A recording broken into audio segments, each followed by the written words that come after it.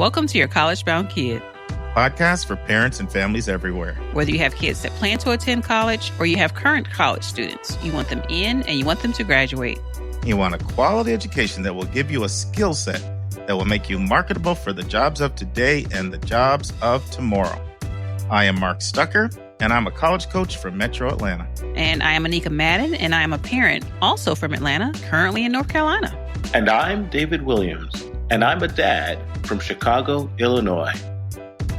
This week in the news, a great article by Kevin Carey, "The Public in Public Colleges Could Be Endangered." Our book chapter is part 2 on the PLUS loan and specific concerns Mark has about this loan. Our question from a listener is Josie from Florida, who wants to know how having multiple kids in college at the same time impacts what you will have to pay for college for each student. Our interview is part 3 with Carmen Chavez, a senior from Miami, Florida, on what I did right and what I would change about my college process. And the college spotlight goes back to the city of brotherly love. So Philadelphia has a special place in my heart, having lived there from 95 to 09.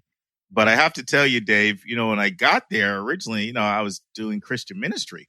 So I was out sharing my faith and talking to everybody. And people are like, get out of my face, man. And one time I said, I thought this was a city of brotherly love. And someone says, the city of brotherly shove? What are you talking about? Yeah, we mentioned this before. That's the city that threw snowballs at Santa Claus. Well, my favorite memory, I was in, Bucks County on the north side. And I'm, when you come to a crosswalk and there's you're supposed to give way to the passenger, you pull up the sign. And I didn't quite see this guy coming. And it's a 75-year-old guy. He takes his fist, he's banging on the windshield of my car. And I'm like, oh my goodness, what happened in the city of brotherly love? But it holds a special place in my heart. Yeah, 3 major cities I've been in: Philadelphia, Boston, and Chicago. And, in Philly, they shove you. In Boston, they yell at you, and in Chicago, they shoot you. So, choose your level of love. There you go. Yeah, what you listeners don't know, you guys know Dave's an emergency medical doctor licensed in 13 states, but what you don't know is he probably spent first 20 years of his career taking gunshots out of gangbangers, and he just got tired of it, and so he needed a change, and that's when he started doing the travel emergency thing. So he knows what he's talking about when he talks about gunshots. Yeah. It took me 20 years to realize that the wonderful thing about working in a bedroom community is come the nighttime, people in bedroom communities actually go to sleep. All right. Well, we have a lot of, announcements this week. First of all, after the SAT canceled March, May, and June, and the ACT canceled April, the ACT is back and it is going live in June. They're also, of course, live in July. The SAT is saying that they're going to be live in August. So no more cancellations of SATs. And this will stem the tide of more and more schools, especially the most selective, going test optional, in my opinion. I was listening to Rick Clark, director of admission from Georgia Tech, on a webinar. This was before this decision came out. And he said, if that August SAT is canceled, you're going to see schools in spate go to test optional. But that, of course, is not going to happen. So I think we'll still see some more test optional announcements, but not anywhere near the rapidity that we've seen now that both tests are up and live. Want to give a shout out to one of our listeners, Shannon Horton, who sent me a great link, it's to Apparuth. And we've actually talked about this before, but if you go to apparuth.com, they have a listing of every single test center that's open for June and July and which ones are not open. They try to keep it updated. Just because an ACT or an SAT is open, it doesn't mean every single location is open. So if you're signing up for the test and you don't want to have to fly across the country or drive 200 miles, you need to also know which actual test centers are open. And so if you want to do that, you can just go right to the apparuth.com and you'll see that information there. The picture is getting clearer and clearer about colleges opening for the fall. I think what we're going to see is more and more schools use the go home at Thanksgiving and don't come back until January model. It makes sense for a lot of reasons. Obviously, decreased flights and who you're exposed to. But in reality, most schools only have between 6 to 10 days of instruction after Thanksgiving before the Christmas break. And some schools are doing things like canceling their fall break or their Labor Day break, and picking up a couple days there, and then just doing a few days online. And I'm going to make a prediction. I don't like to make a lot of predictions because I don't like to be wrong. But, I made a prediction when all those schools went test optional that the College Board and the ACT would never, ever have their same degree of power again. And I stand by that. But I'm going to predict that a lot of schools are going to stick with this Thanksgiving model after there's a vaccine. This is something Carleton College has done for years, and it allows students to actually have a 4 to 6 week internship between Thanksgiving and when they start back up in January. So we'll see if I'm right on that one and check back in 5 years. Well, to concur, my daughter did hear back from her school, Yale, that they are following that model, that they will be bringing kids back a little early, and that they will be ending around Thanksgiving. And at that time, they will not be bringing kids back for the remainder of the fall semester, and that any remaining classes will be done online. I do still have a sense of skepticism about returning in January, Mark, and I've already shared that with you, because as you know, January will be probably the height of the flu season. The recurrence of COVID, if it occurs, will be around that time. So it's hard for me to imagine schools bringing kids back in the absence of vaccine. Now, there's been very promising trial results, preliminary, and that there are increasing amount of experts who believe that a vaccine may be available, stress may be, by the end of this year, but still the logistics of getting it up to speed and having literally tens of millions of people vaccinated in a short period of time seems unlikely. So I think it's aspirational that the kids can come back in January, but I still think that the chance of them not because of a recurrence of the virus is quite significant. Yeah, and then Dave and I, we have a disagreement on this. So I think that there's about probably a 1 in 7 chance, or even lower, that they won't come back. But that's not necessarily because they shouldn't. I just think the financial necessities will dictate that they don't do that. And they're smart enough to know there's a chance of a recurrence. So I think they're going to have their strategy in place for breakouts, like Denison talking about a whole dorm just for quarantine kids and things like that. So we'll see how it plays out. But the whole ending on Thanksgiving looks like that's the model they're going to. Now, friends, you may remember our regular listeners.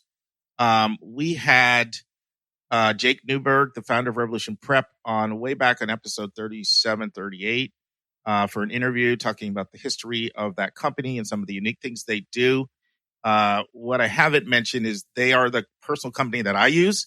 My own daughter is right now in the process, this is Joy, of prepping for the GRE. Yeah, I put the money down for the course, Dave. Did it this week. And good use of her summer when there's not a lot else she's doing. Yes, it is. Yeah. August 27th, she can take her right at UGA. So, I personally use her. And Dave, I recommended Rev Prep to you when I was working with Lauren. And yes, they were excellent. Yeah. And so I was talking with Steve, who's my guy there. He's fantastic. And he said, I want to do something special for your podcast listeners. And I said, what? And he said, I want to offer a special rate to anybody who gives a donation to your podcast. And I said, how much? So he said, well, let me think about it and get back to you. And so he got back to me. I'm very pleased. So anyone who gives a $50 donation to our podcast, just by going to yourcollegebounkid.com and clicking the donate button, between now and the end of July, Revolution Prep is going to give either $300 off of their private tutoring package of 24 hours or more, or $150 off a 12-hour private tutoring package. All of this is done by Zoom video.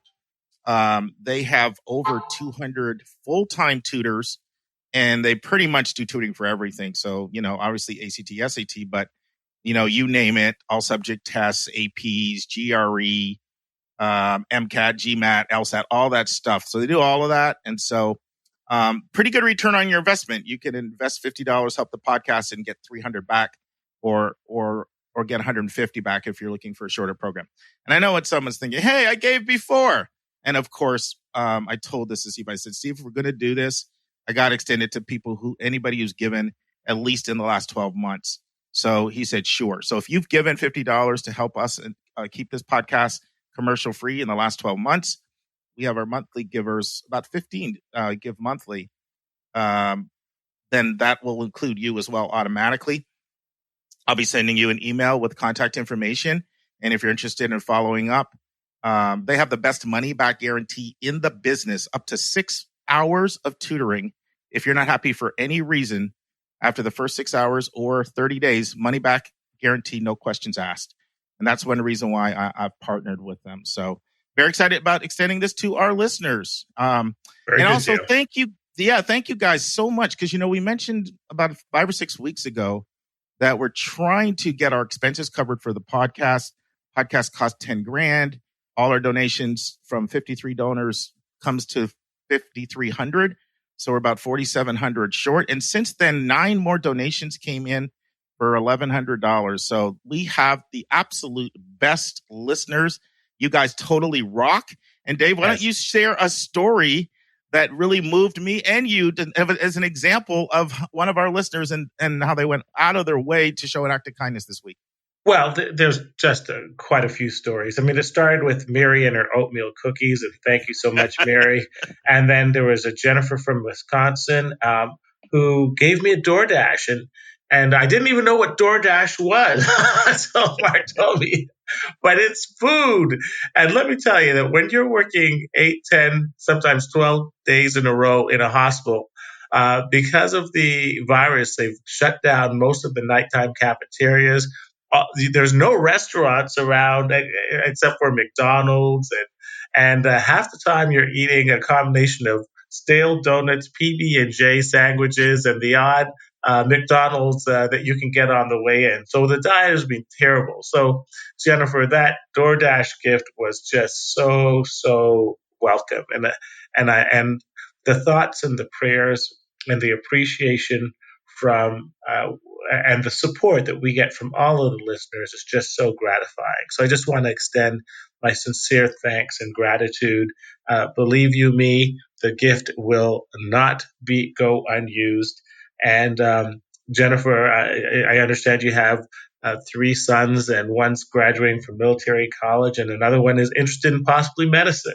So I would love to meet and talk with you sometime. Mark and I have discussed adding a segment on the podcast speaking specifically towards kids who are interested in medical admissions, and having served on several admission boards at the University of Chicago and so forth.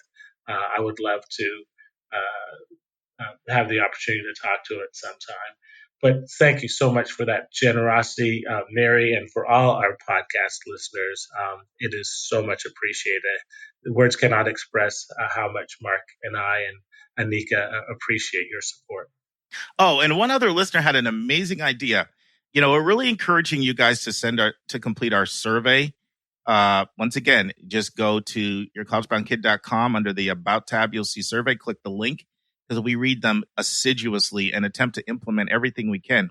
One listener sent in this idea this week. They completed our survey, and I don't know the names because we don't ask for names because the surveys are anonymous. So I can just refer to them as a listener because I don't know their names. But the person said, I love listening to the 3 amigos. It'd be great if you guys could all get together and do like an episode together, maybe on like landmark episodes, like maybe 150 or something. So I think maybe on the big 150, Dave, like you, Anika, and I, the 3 of us will plan it, and the 3 of us will do it together. A great idea from our listener. And once again, you guys help make our show better. That sounds great. That sounds fantastic. So Dave, you got to give us a quick update. You're in COVID land, or maybe it's not COVID land anymore. I know you're doing this after getting off a 12-hour shift. Yeah. Northern New Jersey. What are you seeing, learning, hearing in the hospital? Well, the good news is it's getting busy again. And I'm getting my drunken buddies back. We had at least 3 of them having a good time. We fed them. They sort of calmed down after we gave them a little bit of Ativan. But the heart attacks are coming back. The regular stuff is coming back. The corona is definitely phasing out. It's still a significant part of the hospital census, but the new cases are clearly on the downswing. We're a little concerned about it plateauing and simmering it along, but we'll just have to see where that goes. But it is nice to see that some level of normalcy is returning to the emergency room. That's sort of a perverse sense of appreciation when you're basically exulting in the return of regular illness. But what can I say? Well, it's nice. The other way of looking at it is, that some people are languishing at home when they really should be coming in, and they're so petrified of COVID that they're, enduring their own ailments and setbacks unabated when they probably need assistance. So that's the way you can look at it, Dave. Thank you. You know what? That's much more politically correct. Excuse me, I'm a little tired and punchy. I should have put it in a different way. But in a real sense, we've been concerned because in the last couple of months, nationwide, heart attacks have been down 70%. Strokes have been down equally as number. I was reading an article that they're feared that sexually transmitted diseases are going to go out the roof because, of course, people are still going to do what they're going to do, but they're not getting treated for it. So at some point in time, we were expecting a rebound of all these cases, and that we were afraid that people's fear of coming into the emergency room was really going to impact their long-term health. So the good news is people are coming back into the emergency room. They're being treated. And I'm happy to report that we are not just seeing COVID. So it's gratifying, and I'm happy. So Dave, before we kick our article off, I got to ask you, because Jennifer gave you a nice little generous gift there. Yeah. I know you're a burger guy. I also know you like a good steak. Yeah. And I know you like some ribs, So what's it going to be with the DoorDash gift? Steaks, ribs, or a good burger and sweet potato fries? Well, I'll tell you, I'm in the Northeast, and they're sort of snobby. Now you're in Atlanta, and I'm in Chicago. And in Chicago, it's a great foodie city. But bottom line, if it don't moo or oink, I ain't eating it.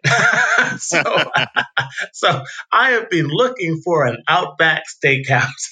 There you go. I've seen quite a few sushi places. I tell my wife the only time I have sushi is when it's on my pizza. So we disagree on that, but I like steak and sushi. So. I know I'm looking for steak. I'm looking for ribs. So as soon as I find a good steak and rib joint, Jennifer, your DoorDash is going straight to that steak and ribs. Sounds good. What do we got for today, Dave? All right, great article. Let's turn to college hot topics in the news.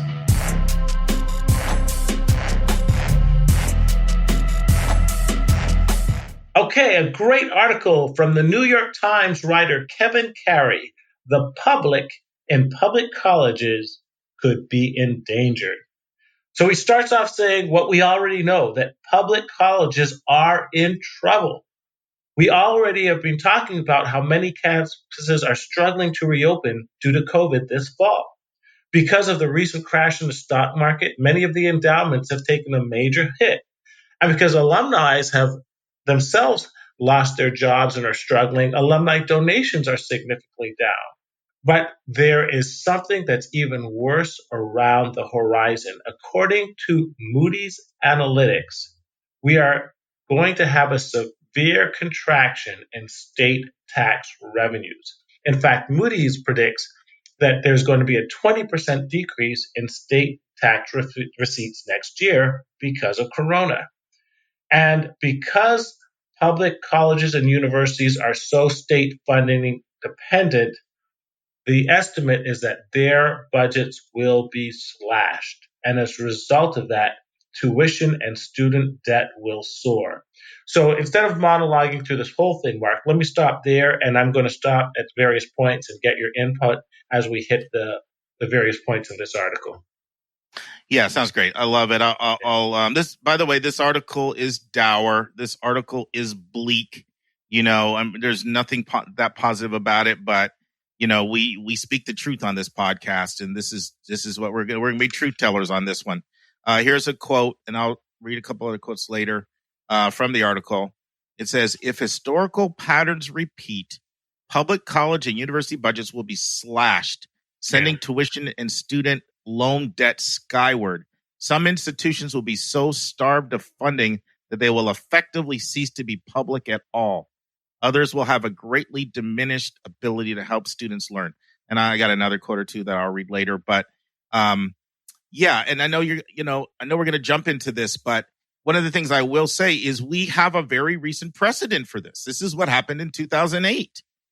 And so we saw what colleges did in 2008. In fact, I did a whole podcast on that. I'll put the link in the show notes if you want to go back and hear that, but did a deep dive at not only what happened in 2008, but how the country has not recovered 10 years later from the slashes that happened after the great financial crisis. And especially certain states, that were hit really, really, really hard. Well, it's not so much that the states were hit hard. It has to do with the political decisions that the leaders make as to how they're going to spend money. And there are certain states like Louisiana and Arizona and Pennsylvania and Alabama, to name a few, that decided to make massive slashes to their public funding after the Great Recession, and it has not recovered. Right. So, for example, between 2008 and 2018, 41 states are still spending less per pupil than they were prior to 2008.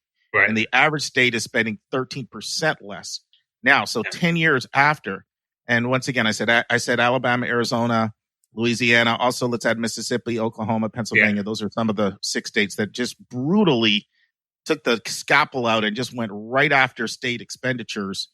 And they haven't really recovered. Where some states like California is an example of a state that New York, Vermont, some of them have come back and made adjustments in the last 10 years. But Dave, I got a lot more I want to say, but I know you got a little bit of an outline in your mind, so I'd like to let you walk us through it, and I'll chime in when you bring up various points. Well, I think that's a great point, and so I'll just add to it with some more of the statistics from that article. Basically, as you said, many colleges never really recovered from the Great Recession of 2008. And it says while the spending per pupil varied wildly, you had 7,000 of state contribution in colleges like Ohio, Pennsylvania, and Colorado, and 10,000 in North Carolina, Massachusetts, and New York. Over the next 5 years from 2008, every state cut spending on colleges in order to preserve K through 12 funding. And you pointed out this fact, Mark. You would ask, why is it that colleges are getting hit and the other education from K through 12 isn't getting hit? Well, the thought was that you can't cut kindergarten education. You can't cut high school education. You have to have those in place because you can't simply not educate your kindergartners. But the fact is, you can always have college students take out more loans. And so what happened was that state spending by 2013 overall was down 22%. Tuition was up 27%. And as a result of that, the tuition soared. And here's an amazing statistic. In 2008, Americans owed $660 billion in student loans. Now, at this point, that figure is 1.6 trillion. So you almost had a tripling of student loan debt primarily because of the decrease in state funding to public institutions. Yeah, and actually, student loan debt has now surpassed both credit card debt and auto loan debt. Right. And so the only debt out there that exceeds student loan debt now is mortgages. Yeah. And I'll slightly modify something you said. It's harder to slash K through 12 education, right? Because they don't have. Right. Yeah, and the reason why I'm saying that is I'm going to get really, really, really personal here. Dave probably knows what I'm going to say. My day job, I'm director of college counseling over 4 schools, and it's through the public system in Atlanta. And what did we find out 2 weeks ago? There's a 14% slash to our budget because of what happened to COVID. Right. So there will be no pay raises for everybody going into the next year because of budget slashes. But you can do it in a more draconian fashion to colleges, partly because of what I'm going to be talking about with Anika in our book chapter discussion today, because of the fact that you can tap into the Parent Plus loan and get your money that way. And colleges know that. But here's another quote from the article, Dave. Alabama cut funding by nearly 40% after the Great Recession. Yeah. Most of those dollars were never restored. Yep. In response, the flagship, the University of Alabama, they sent recruiters out all across the nation. We did a whole podcast on Alabama using regional recruiters, having almost 50 of them all across the country. Yep. Today, the majority of undergraduates in Tuscaloosa are out of state. In fact, 4 of the last 5 years, over 60% of their students have come from out of state. And then it says, if Alabama makes similar cuts next year, and if tuition rises once again, the state's ratio of student tuition to public funding will have gone from 2 to 3 in 2008. In other words, for every $2 of student tuition, the state throwing $3 in through public funding, it'll have gone from 2 to 3 ratio to 7 to 1, meaning $7 from the student or parent or loans for every $1 of public funding.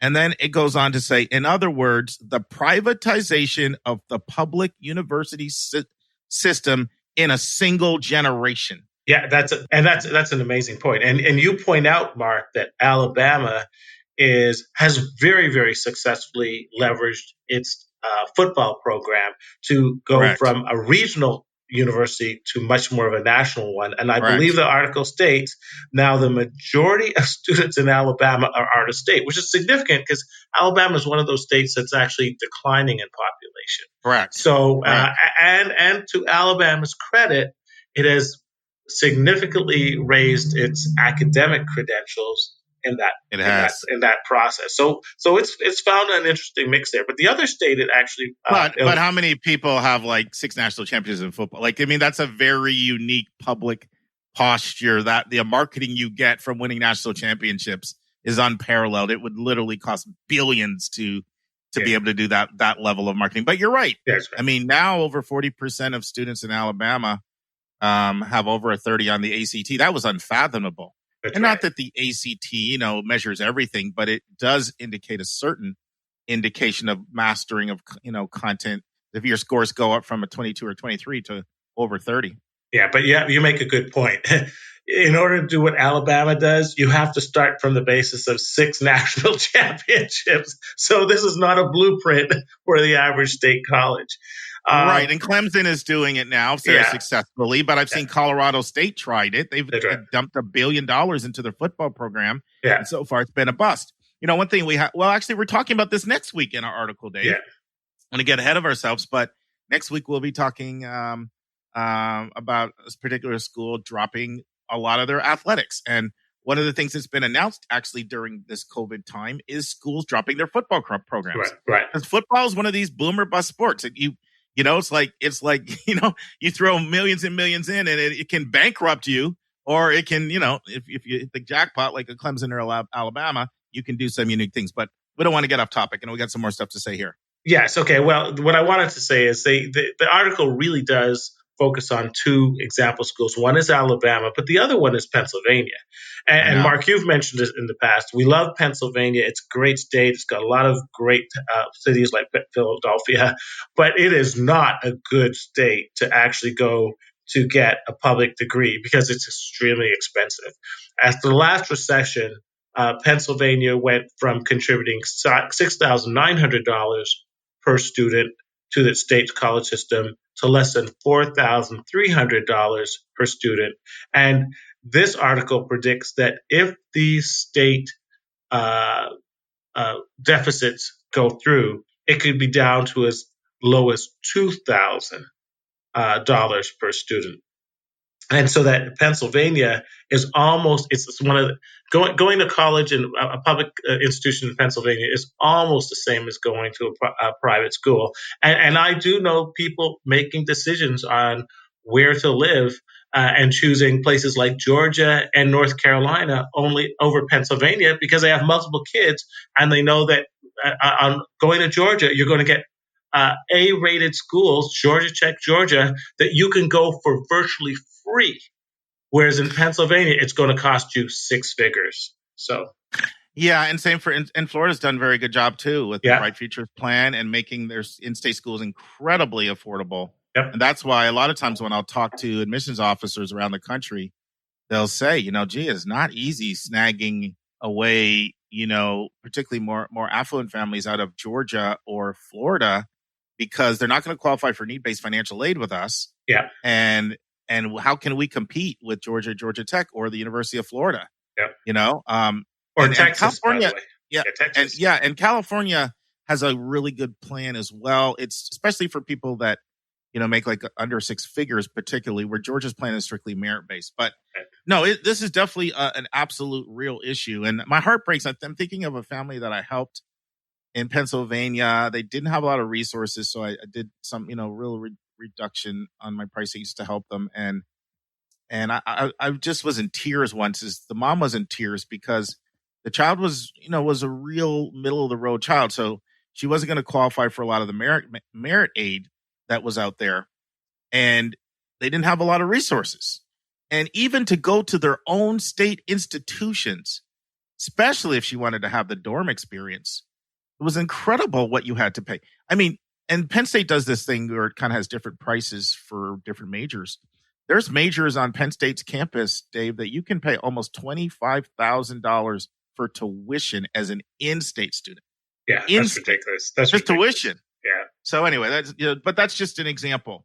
Another thing that the article goes on to say, after talking about if the playbook happens in 2008, what we saw so many states do, again, public is going to cease to be existent.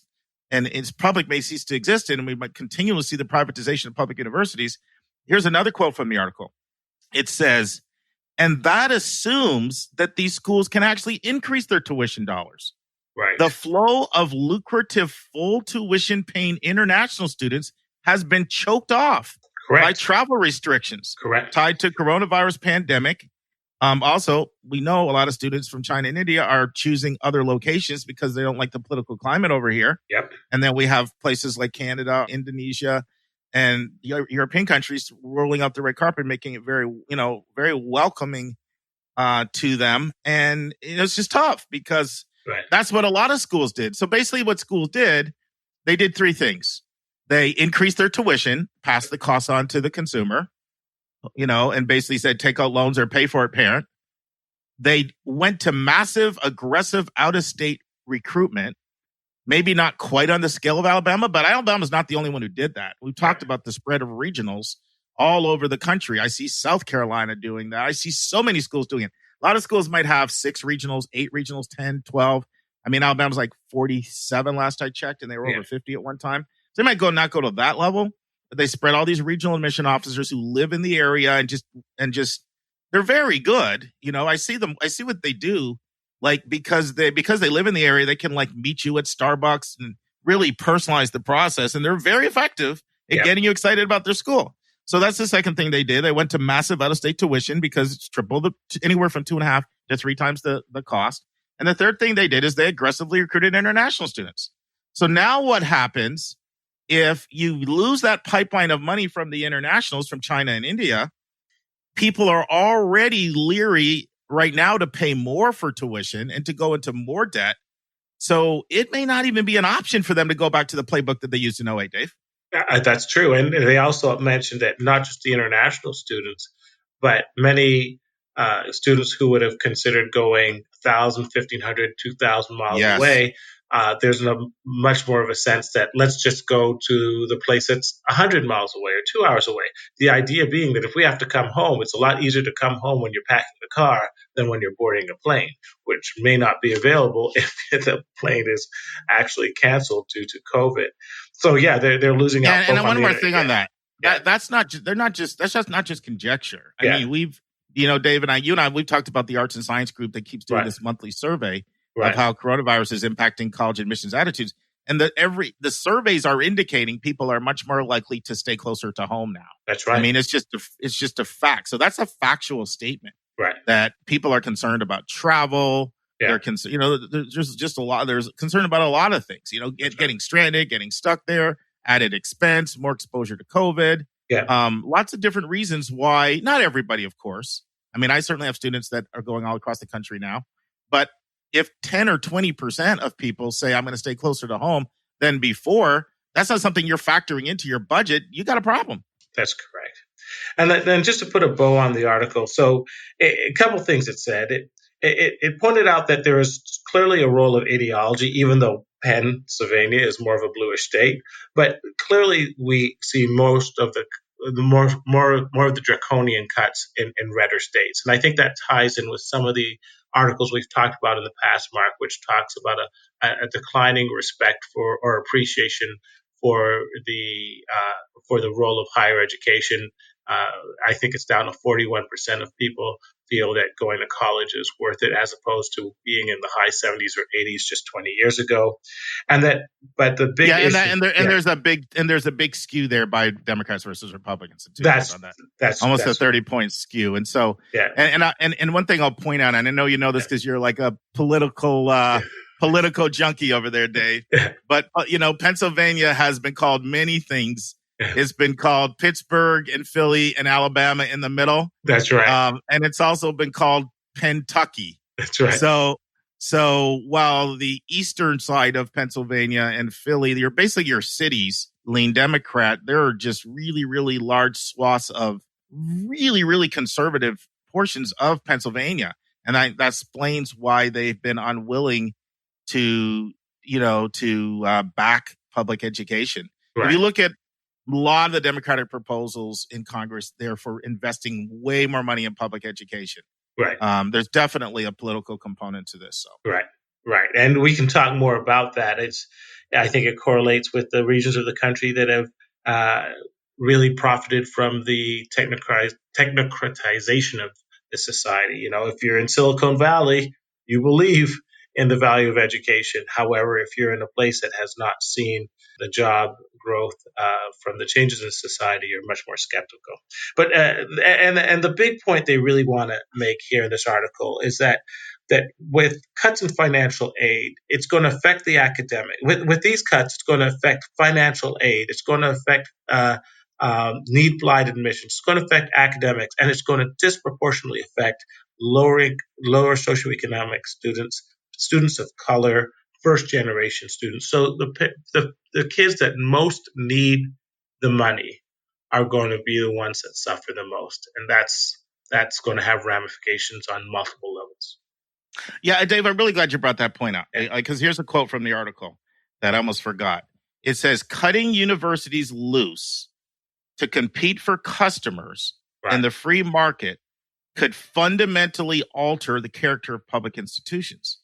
It says, colleges chasing tuition dollars, which is what they're going to be doing, are more likely to spend their scarce resources on marketing, which is the fancy brochures that you get. It's special programs. It's even putting regionals, in your area. That's all marketing.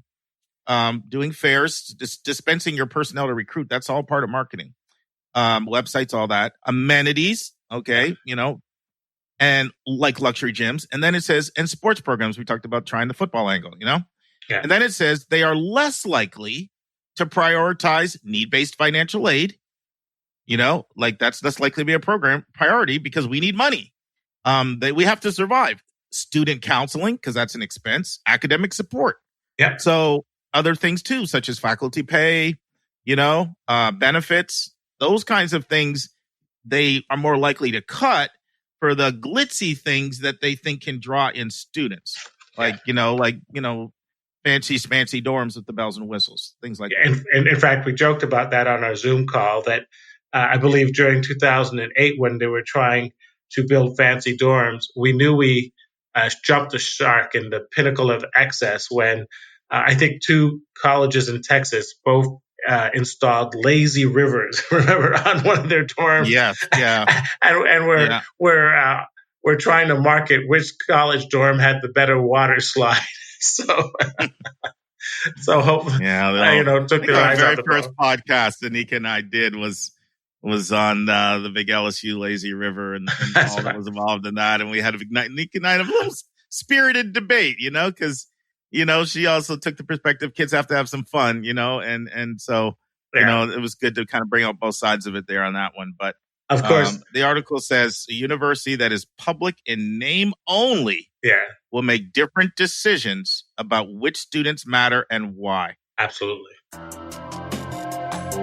Now it's time for our step-by-step walkthrough of the college admissions process.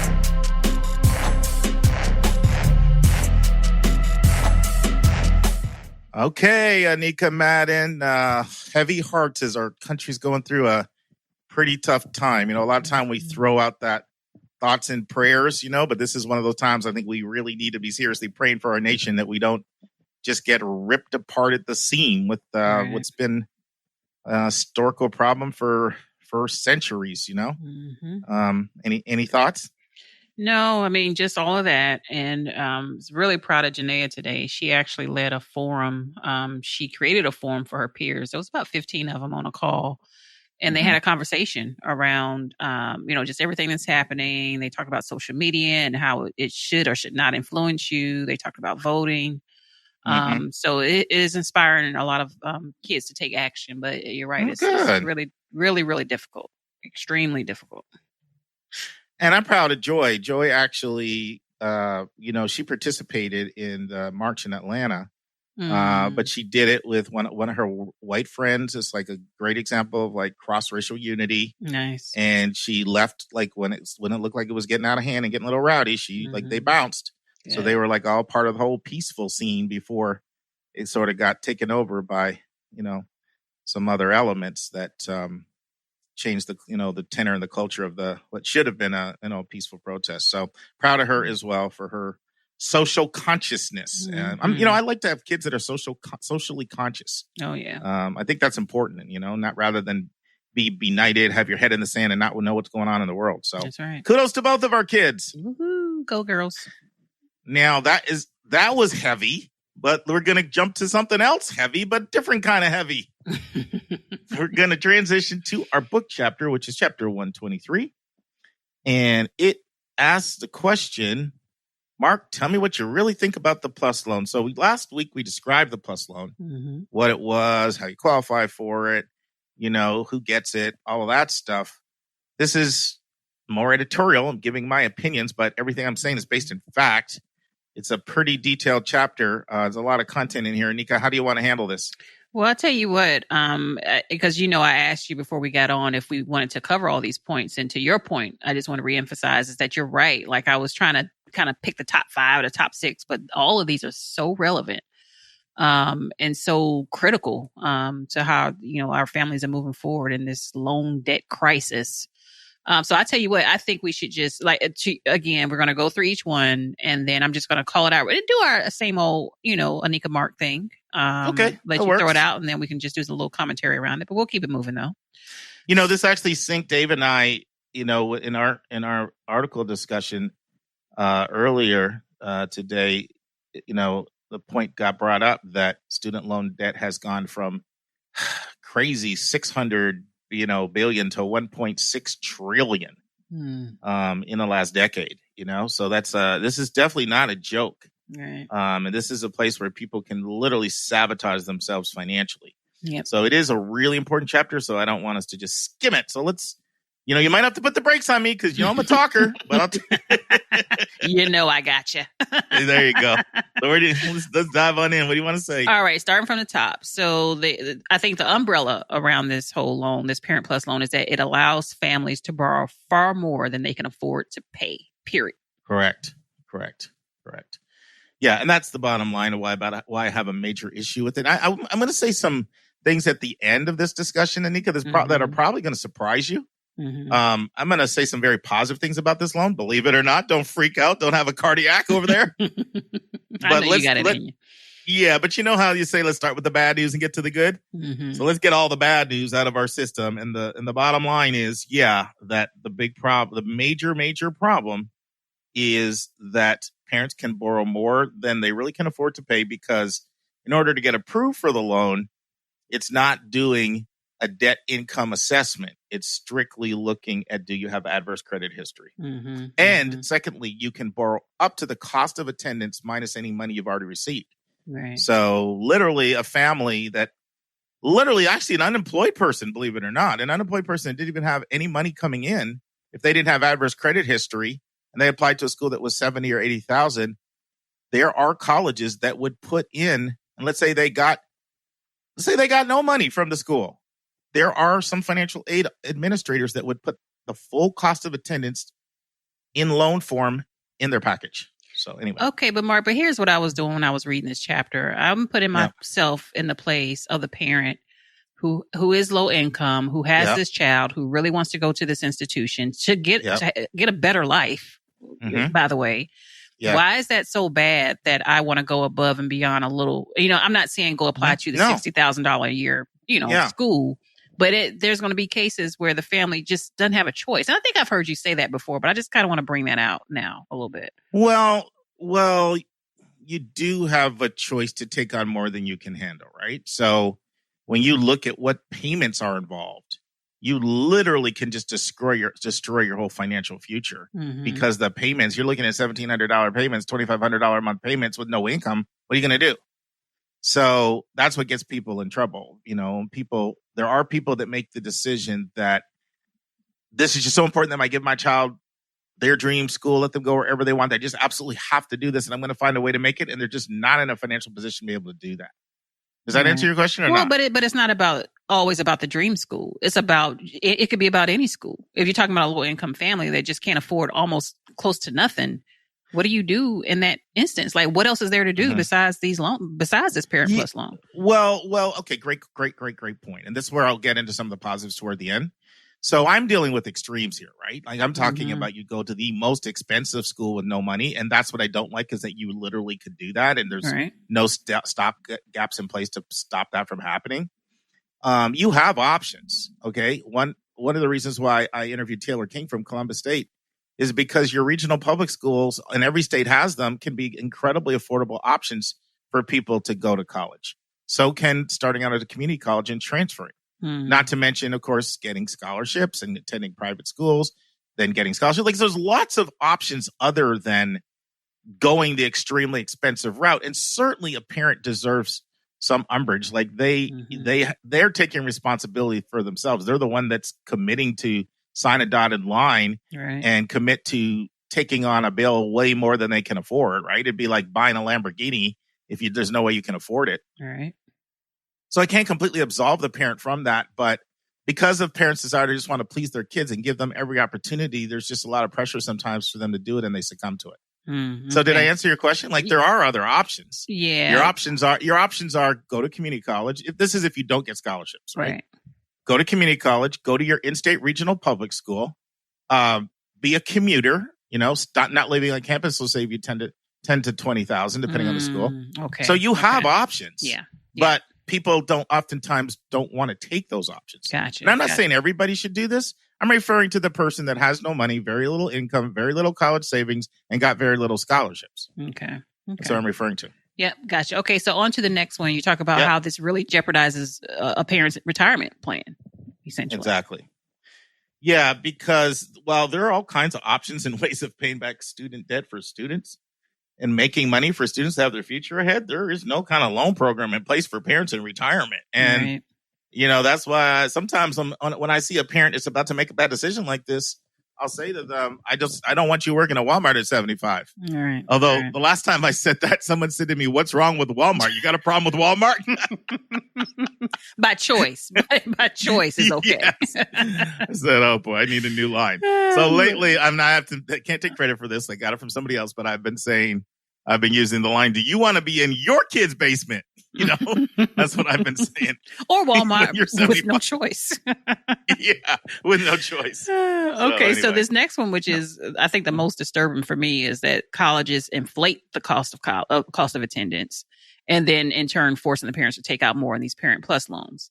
So I feel like there could be I feel like that could change. I feel like there could be some initiative that can change that, where the college just really doesn't have to charge that much before they're giving it to these parents. And this is a tricky one. Most schools are pretty good at putting down like cost of attendance. Now, when it comes to things like tuition, student fees, and room and board, they're generally pretty fixed. But what they want to do is they want to be able to cover the cost so that you're able to cover it, right? So they may put the most elaborate meal plan, the most, expensive dorm.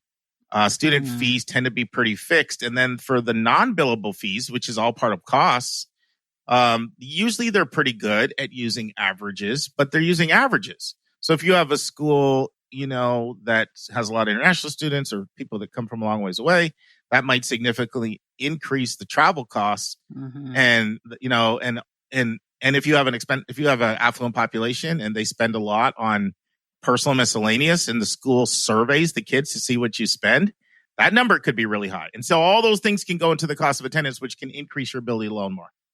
So using that cost of the room, because I just learned this with Janaea, knowing that, different dorms cost different amounts. Correct. So is that something that you could go back and say, hey, wait, don't charge me for that dorm. You charge me for the other dorm. Like, is there a way remember, it's not charged. So one of the things to keep in mind with these, like any of these loans, and this applies to this loan as well as what we're going to talk about at 124, you don't have to take out the full loan amount. You can take out no loan, some loan, part of the loan. You don't have to take everything else, everything they ask out. Right. Now you're asking a different question about dorms. Don't charge me for that dorm.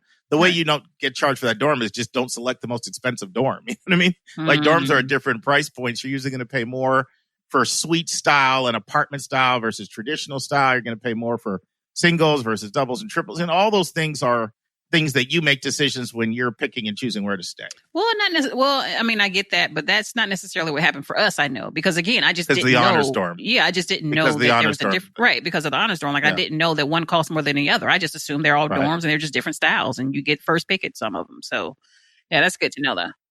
Normally, that's made pretty clear when you go through presentations. I don't find that many people that don't find that out. They may not find that out like in the admission process. But when it comes time to actually making decisions, I find colleges are usually pretty good at, I suppose they could be better, but, laying out what your options are. Yeah. Okay. All right. So going into this next one, that colleges don't often explain the PLUS loan. Like they include it in the aid award and they kind of like make it look like it's a grant to a certain extent, which is also disturbing. So this one, like the two things that tick me off more than anything else is asking a parent to take out more money than there's any conceivable way that they can pay back by their income. And this one right here. Yeah, this is a big problem. This is intentional. Okay. Yikes. This is intentional. Like, I don't know if you remember, we did a podcast a long time ago where You Aspire teamed up with another company to research and study aid awards. And they found like 176 different names listed on financial aid awards for some of the different loans. Like it is very, very, very confusing. And when they can masquerade as grants, that's intentional on the part of schools that do that. The lack of clarity. And that's a problem. That's a problem. Not everybody does it, but it's fairly widespread. It's happening, and it's happening quite a bit. Yeah. So people don't even know really what they're committing to. Wow. So that's not necessarily a problem with the loan per se, right? It's a problem with how the loan is abused. And then the communication around it. Yeah. Yeah. And keep in mind, now, why would that happen? It would happen because the school is under incredible amount of pressure to enroll enough students to pay their budget. And they're afraid that if they're explicit and crystal clear, people might not go for the okie doke. So that's where that comes from. But that is to me an integrity issue as well as a communication issue. Once again, it's not everybody, but it's a lot. It's like much more than 10% of schools doing this. It's probably in that 10 to 25% range, maybe. But well, I'm gonna give you an example. I was in our financial aid office one day, and I'll never forget the person or the staff person that was up front working with a student, and they were going through the bill or whatever they were doing. She's like, "Okay, go tell your mom go apply for the Parent Plus loan." She's like, "Just go to this website, click here, and then just fill it out and da-da-da." Yeah. And I'm not saying that she was doing that with like deceit and a deceitful intent, but that was just it. Like, okay, go tell your mom, click the button, fill it out, okay, and then you'll be covered. I was just like, wait, what? You know what? And you actually brought a point out that I didn't even list in one of my points here. Mm-hmm. So there's no requirement to have to get Parent Plus loan counseling, anything at all comprehensive, unless you're rejected. Wow. If you're rejected, then there's an appeals process. You have to go through some counseling if that happens. But there's no required counseling for this. So that's another problem. I didn't even list that in this book. Okay, there we go. Anika and I are so grateful for everyone who has financially supported our podcast. It allows us to pay our staff and cover our other auxiliary expenses involved in having a weekly professional podcast. At the start of every month, we're going to start sending a special gift to anyone who financially supports your college-bound kid. I will be sending our donors this bonus content once a month directly to your email. The bonus content will be between 10 to 15 minutes in length. Usually it will be a college-related topic that I'm passionate about. Occasionally, it'll be another bonus hot topic in the news segment. Sometimes it'll be an answer to a question that one of our listeners submits to us via email. And you'll receive these monthly audio blogs for a gift of any amount. We know that $5,000 to one person is $5 to someone else, and we don't want your budget to be a hindrance to you receiving this additional bonus content. So if you want to support our show, just go to yourcollegeboundkid.com and click the donate button. And if you've already financially supported our podcast, you will automatically start receiving this bonus content via your email. This bonus content is our way of letting our financial supporters know in a tangible way how much we appreciate you. And if you have any questions at all about our monthly bonus content, just send your questions our way. That's to questions@yourcollegeboundkid.com. Once again, questions@yourcollegeboundkid.com. All right. So the next one is this data point that you have is that a financial analysis found that the monthly plus loan payments ate up an average of 38% of monthly income for low income families. Huge. Yikes. Yeah, and this is our wizard, Mark Kantrowitz. Had on the podcast before, and I pretty much take his gospel, his research. And so this particularly hits low income families because it's just such a high percentage of their income, Mm-hmm. Another point I also mentioned is when I say there's no caps on these, I mentioned that Maryland Governor Martin O'Malley and his wife borrowed $339,200 to educate the first two of their four kids, the Parent Plus loan. Wow. So $330,000 for two of their four kids. That's an example of how the lack of caps in place can cause a problem. Yeah, he's a governor. He could probably about to say he could afford it a little bit. Yeah, but the point is that could have been somebody else who couldn't afford it. Right.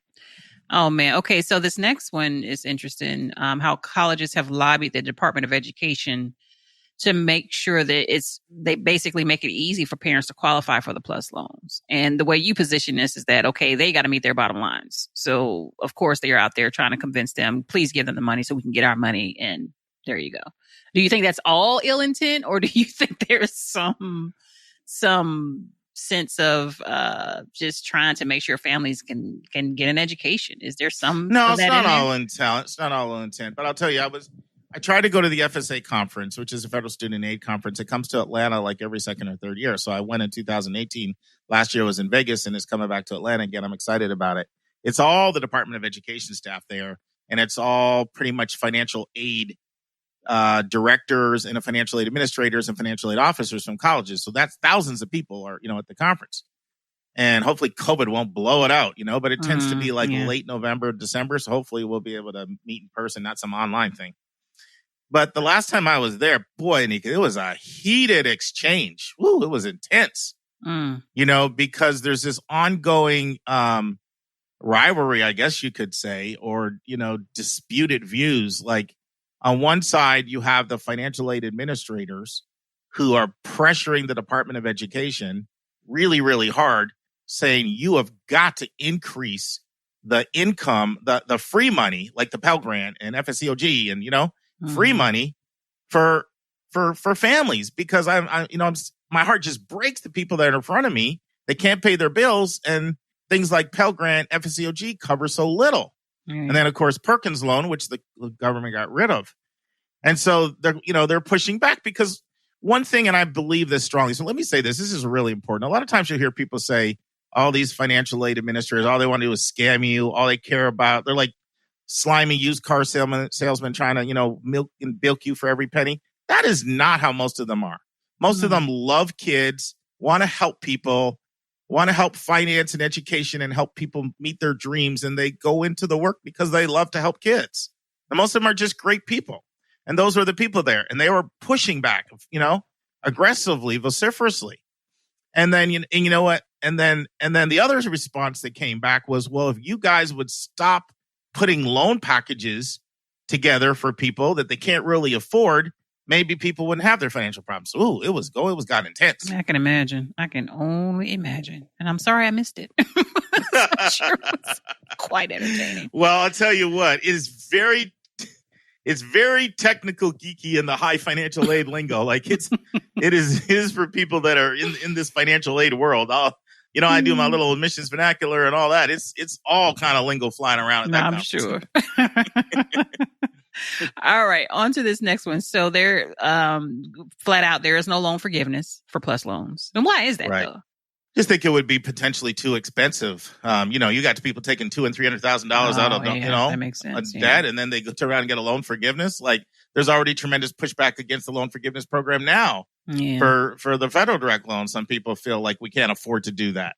So I just think that it's just not in the budget to be able to offer something like this, especially when the amount of money that is offered through these Parent Plus loans. Yeah, and then just to add on to that, they're not eligible for income-based repayment options. Yeah, now that's technical. This gets really technical. There's a way that you can take a Parent Plus loan. And I interviewed, when I had Elaine Griffin-Rubin on a couple times in the podcast for interviews, we talked about how you can take a Parent Plus loan through a few different steps and make it eligible for income contingent repayment, and how some of it potentially could be converted, but it's tricky and it's complicated. Let's just leave it at that. Okay. If you're interested, you can go back and listen to those episodes. Okay. All right. This next one, parents can select a 25-year repayment option, which of course comes with a whole lot of interest. Good gracious. Don't have your kids late in life. 25 years? Yeah, I know. I see some of these folks having kids like at 49 and kid is like 65 or 67. When the kid goes grad, I'm like, woo, walks to high school graduation. Men can do that. Good. And so this is common, right? Because what happens with the 10-year payment plan, which is a standard plan, is people are like, I can't handle that payment. Mm-hmm. That's too much. I don't have $1,700, $2,500, whatever a month. So they convert to the 25-year. I think it's manageable, but one, you're in debt for 25 years, and two, there's a lot more interest you pay. Right. Yikes. All right. And we're on the final one. So the final one is that, and this is not just Parent Plus loans, but all. Wait a minute. You skipped ahead on a couple. How come I'm seeing something you don't see? Oh, what do I have? What did I miss? Well, okay, let me tell you the next one I'm going into. Well, I consider the final one is that student loans are not immune to bankruptcy, which, that's every loan, every student loan. So. Yeah. That just makes it even harder. Yeah, that's a problem, right? Because you can through bankruptcy, if you're really, really, really in a jam, you can get rid of credit card debt, you can get rid of a mortgage debt, you can get rid of auto debt, but you can't get rid of student loan debt. So that is a big one, The other one that I mentioned as well is, there's something called deferment and forbearance. Those are two ways of postponing your loan debt if you run into a jam. Mm-hmm. And it just can be just so tempting to do that. Especially forbearance, which is easier to get than deferment. Both of them involve postponing your bills, but forbearance doesn't require a qualifying event. You can get it just, by requesting it. Interest is still being paid if you exercise forbearance, it's nice that these loans have forbearance and deferment. That's one thing that's good about them compared to private loans, but it's a problem because it's adding, particularly forbearance. Deferment usually it's interest free, but forbearance is not interest free. And so, you run into a jam, you're unemployed for a while, this, that, the other, you can exercise forbearance, which is nice because it keeps you from defaulting or going delinquent, but it is adding to your interest rate. Okay. All right. Now, what did I miss, Mark? You said I missed. No, you covered most of the things. Actually, now that I look back at it, let me say some positive things about the loan, Anika, because there are some really, really good things about the loan. And this is what I would say.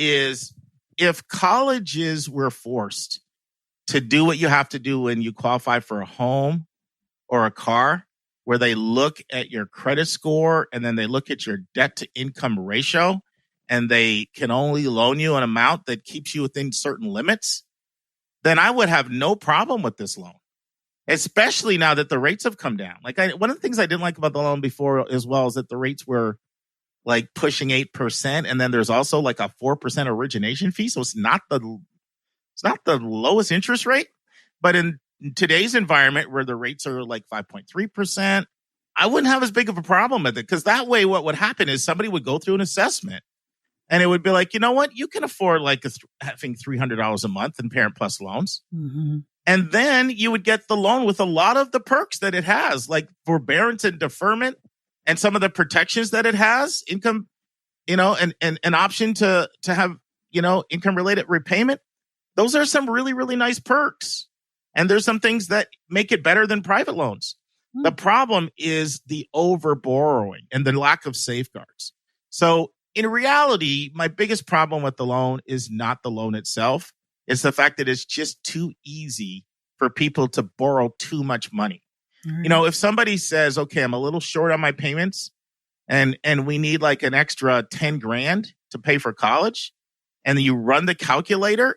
I always want people to run the calculator, by the way. Always, always, always. And in fact, I'm going to have in a recommended resource this week a way you can know what your payment would be. Through I'll share a calculator to use. If you run the calculator and you're like, you know what, I can afford like, $180 a month, or I can afford $330 a month, then I'm okay with it. My problem is that those lack of safeguards lead to people over borrowing. Does that help? Does that make sense? Perfection. All right. What do we got for the question from the listener?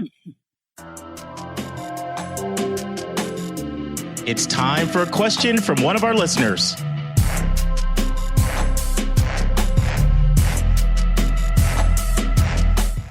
All right. Our question comes from Josie in Florida. And Josie wants to know how having multiple kids in college at the same time impacts what she will have to pay for college for each student. It's a fantastic question. Thank you, Josie in Jacksonville, Florida. Appreciate you. There are a couple things to keep in mind here. So let's break them down. First of all, we've talked before about FAFSA versus profile schools, right? Profile schools, these 178 wealthy schools, almost always private, bigger endowments. They use a different methodology to determine what they're going to ask you to pay. FAFSA versus profile, they have a different way of calculating how they handle siblings. So that's one thing you want to know. If it's a FAFSA school, they pretty much take your expected family contribution and they cut it in half if you go to 2 kids in college, and cut it in thirds if you have 3 in at the same time. So that's one thing to know. Where what the profile does is it reduces it by 40%. So rather than a 50% reduction, it's a 40%. So that's one thing to know. There is a difference in the formula depending on if your school is requiring the FAFSA or the profile. The next thing to know is, this is extremely important. Just because you qualify for this, it doesn't mean that's what you receive. There's a difference between what you're eligible for and what you get. All right.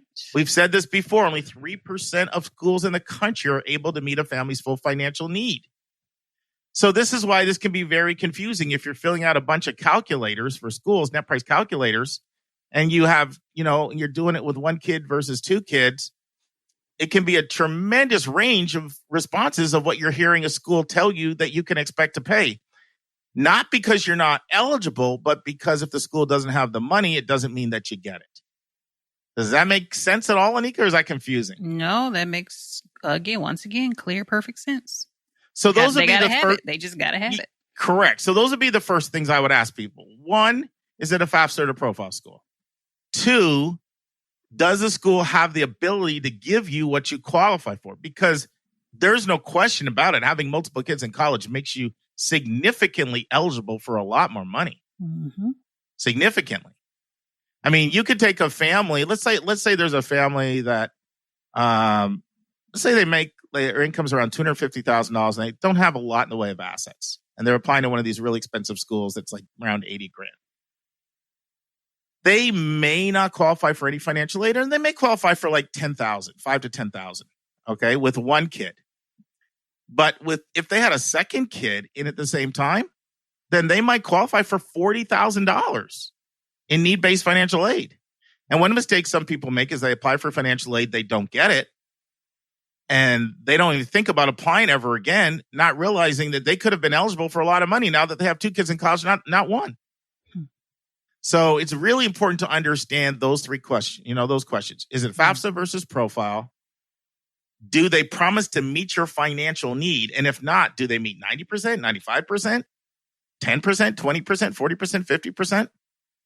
Those are huge factors. Now, I'll tell you another way this can be a big factor right now, Anika, is a lot of people are thinking about, do I take a gap year, gap semester, all that, right?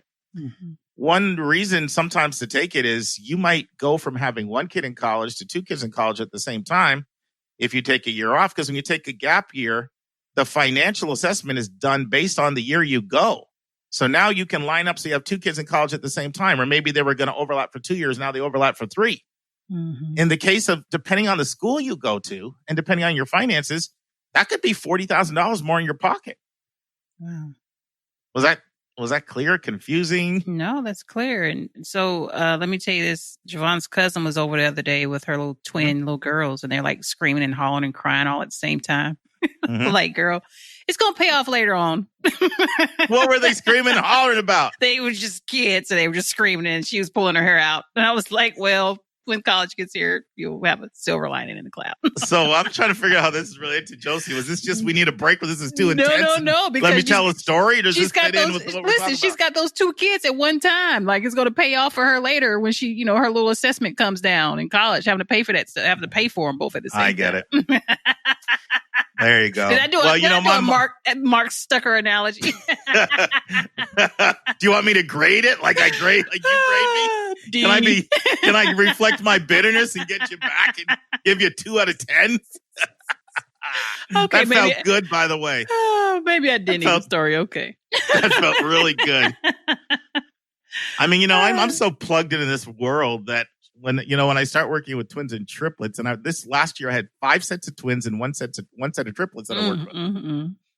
I know that's the most I've ever had in 1 year. Like 6 multiples is the term the colleges refer to it as multiples. Mm-hmm. I never had 6 multiples in 1 year. Wow. But every time I meet them, I say I get so excited for them because I'm like, you are going to qualify for more money. You got triplets. But what I also say is, you know what? All your whole life, you've had to do triple everything, triple expense here. Finally, there's some payoff for you because you're getting triple diapers. You weren't getting discounts, Good gracious. Well, Josie, hopefully, wait, does Josie have twins or no, triplets? No, I think, Josie's smart and she's fooling around these calculators and she's looking at her at her kids and they're going to overlap a little. And she's noticing like, okay, the years it overlaps. Mm-hmm. This is really changing. What I qualify for. Okay. And people should be doing this. They should be using net price calculators and fooling around and doing that in an early age and getting a sense of what various colleges are going to cost and putting a financial plan in place. Like, it's really hard to start doing that when your kid's a senior, Yep. And that's what some of our younger, our listeners that have like elementary or middle school kids, they can really take advantage of this kind of knowledge and do some real financial planning with it. All right. Good for you, Josie. Yep, good for you. Good for you. So anything going on for you this week, Anika, besides work? Did I tell you? Work. You always say that. I feel like I can just go click the play button from 10 weeks ago when I asked you that question. And ask me again in 2 weeks. And guess what I'm going to tell you? Now, are you like working from home? Or are you in the office? What's going on with that? Yeah. Well, we did get some good news that we actually have a return date now. So I return on, I think, July 13th or something like that. Mm-hmm. So it's all looking, I see the lights at the end of this old crazy tunnel. And has A&T announced that they're going to be having live in-person residential education? Have they made an announcement yet? They have. Well, they have, but they haven't. And I'm not going to call them out and say that they're the only ones, but the communication is sort of kind of confusing because the kids have like a move-in date, but it's still these scenarios that they're going to take on. I mean, obviously you can't predict, if this thing is going to reoccur or not, what's going to happen. Yeah. But it's like they're being very cautious in terms of saying, okay, here's your move-in date, but things can change. And it's just like, I get it, but don't do that to me. Just tell me. So in fairness to them, that's kind of what everybody's doing out here. Right. like they feel a need to provide some semblance of communication. Mm-hmm. Like at least people are clamoring to know, are we going to be online? Are we going to be in person? Right. So they're kind of tipping their hand. But if you look at the language, it's got caveats in there that they could wiggle out. Yeah. I understand that because, like, let's say there was a massive, relapse and onset in the next 45 days. Like, they don't want to so pin themselves to their language that they probably open themselves up to lawsuits or something. Right. That's true. There's a fact. So I get it. But so far in person, but fingers crossed. Well, it's funny. You know what, Kip? We have made in Atlanta. We've made a decision. We're going to do one of two things. We're either going to exclusive online in the fall, exclusive. Really? Yeah. Or we're going to this plan where students come back. Half the students come back Tuesday, Thursday. The other half come back Monday, Wednesday, and Fridays online. Wow! Look at that. Yeah. But I'll tell you one of the differences is our per pupil allocation of dollars does not change whether we do that or not. Mm-hmm. And the colleges, and this includes even the most affluent ones, they're just not in a financial position where they can afford to do that. Right. They just can't. Like, first of all, with this new NACAC policy, other schools can poach your kids and come right in and take them away from you. And, but also the loss of dollars. I mean, there's whole towns that are drying up right now because their whole economy is based on college students and they have no revenue coming in. Yeah. So the pressure that's on politicians and schools as a result of that is incredible. I didn't even think about that from the community aspect. You're right. Oh my goodness. Like Clemson, it's the entire town is built around the school. And it's, I mean, just think of all the businesses, like all the restaurants that cater to students and apartments. I mean, just everything. Yeah, that's kind of us too. That's kind of, you got A&T, you've got UNCG that, these businesses are, you're right, they're heavily driven by those students. Yeah, wow. Greensboro. And Greensboro's got a lot of colleges in that area. Those are the two big ones, UNCG and A&T, but there's some other smaller ones there too. Yep, you're right. And so that's kind of like the colleges really and here's the other thing, I mean, Dave and I were going to do a in the news on this, but we never ended up doing it. But there were some great articles that came out about the growing movement of lawsuits, like 50 lawsuits against schools for charging them full tuition when they're not delivering in-person education. That happened in the fall. I can't even imagine the lawsuits they would face if they tried to go online and charge the same amount. And then they're not set up to like slash it to a quarter price. Yeah. They got to pay all the faculty, staff, and salaries. And you know what I mean? So the colleges a lot of them are making decisions kind of because out of financial necessity, where Kip can look back and say, what do we think is best without looking at the money? God all right, everybody. Well, let's call it a day because we're rambling right now. I'm rambling. Oh, you're letting me ramble. Yeah, because I need it. I need the ramble. It's better than all the intense stuff we were talking about. All right. See ya. Okay, friends, if you've been listening, I've been interviewing one of my students, Carmen Chavez, a senior in Miami, Florida, letting us know what she did right and what she did wrong in her college process. And in part 3, the final part of our interview, she gives her advice to students, to parents, and to college counselors. And I put Carmen on the hot seat. We get to know her a little bit more. Listen and enjoy. And now, this week's interview with a special guest.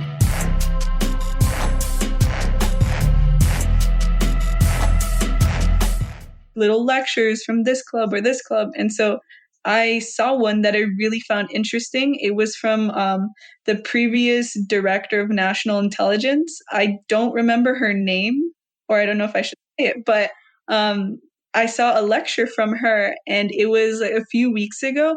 It was kind of like the goings on of the intelligence community. And I just was so amazed at like the opportunity of just listening to her talk for an hour or two. And so I DM'd the account and I was like, hey, I just got admitted and I intend to major in public policy. I was wondering if I could join in on this since I'm an admitted student. And they were like, yeah, of course. Like, why not? And so they sent me the link and everything. And they're like, of course, you can do this like for any upcoming event. Don't worry about it. And they were just so sweet, and it was so great. And knowing that like the school also had such a great like social media outreach team.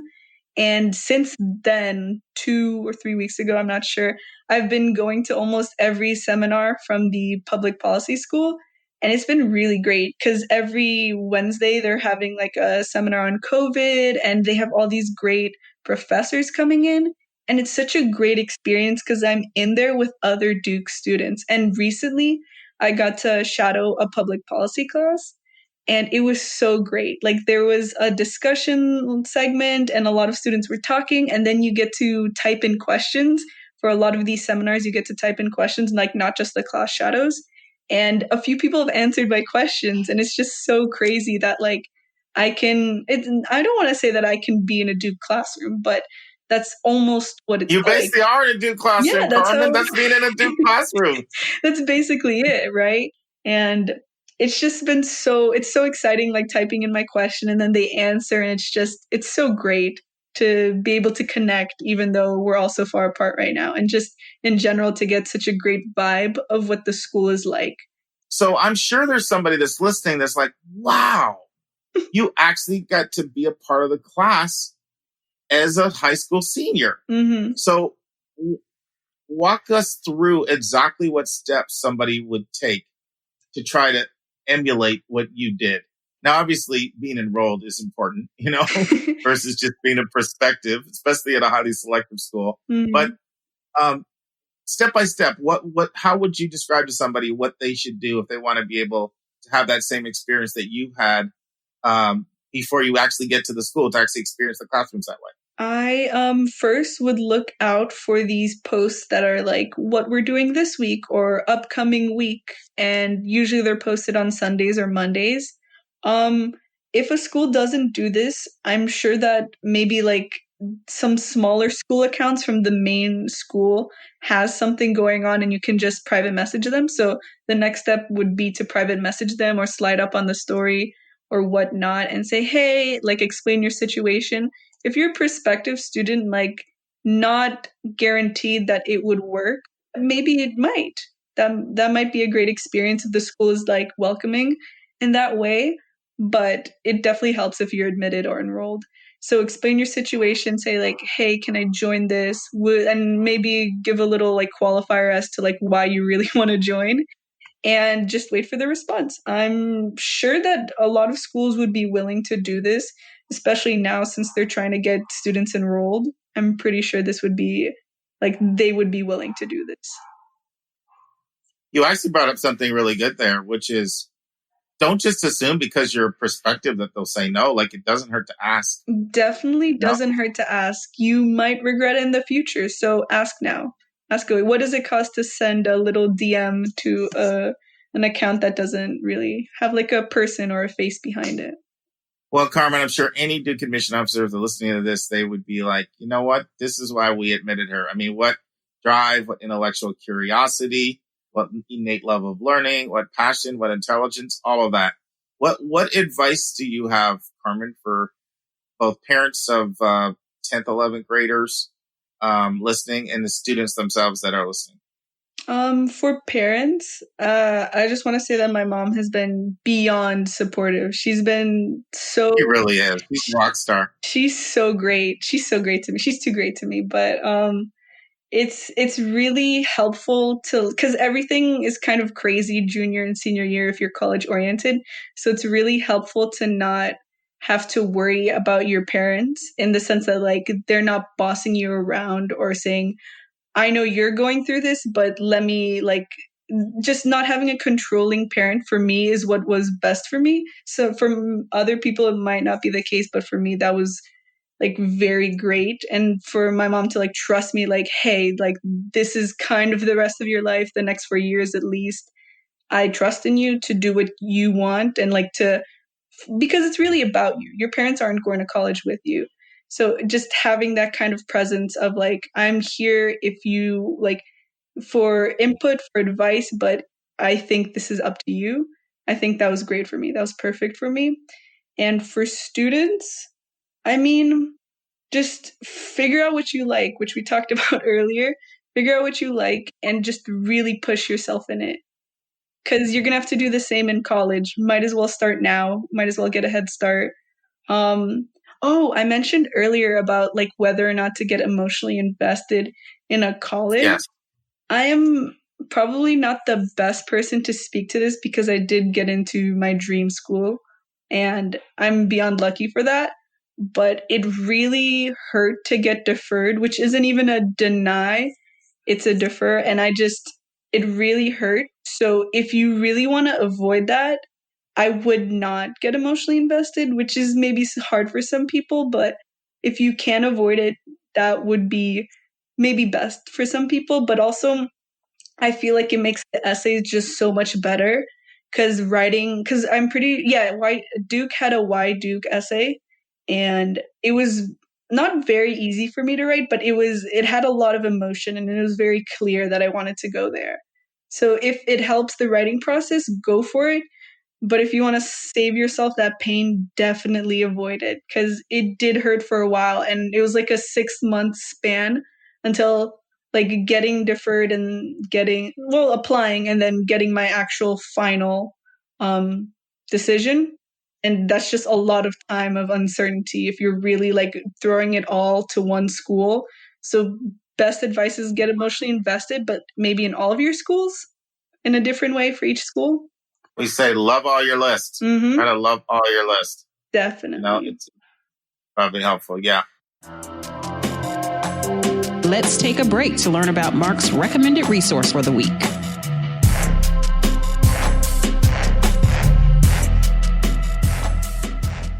Okay, friends, those of you who are very astute will recognize that we did not have a recommended resource midway through our interview last week. It was not intentional. We had a technical glitch. It was one of the most important ones I felt I was sharing with you. So what I'm going to do today is I'm going to give you that one, and I'm going to give you a bonus one, so you'll get 2 today. So the recommended resource for this week, have you ever wondered what schools that you're interested in are planning on doing in the fall? Are they going to be open for residential education? Are they online? Or like most schools, will they be open for residential education with some limitations or creative alternatives and options? Well, you can now go to one source to get all that information. And the source is the Chronicle of Higher Education. They are tracking this for you. They have an alphabetized list of schools with a hyperlink, taking you directly to their most current and updated plans. And the best news is they are updating it pretty much every day. Now, some articles at the Chronicle require paid membership, but this one is free as long as you take out a free account. Just enter your email, select a password, and you will have access to this indispensable resource. You will also be able to access their many other stupendous articles with the free account. We'll put the link for you in the show notes. Now, the second one has to do with these Parent Plus loans I mentioned to you before.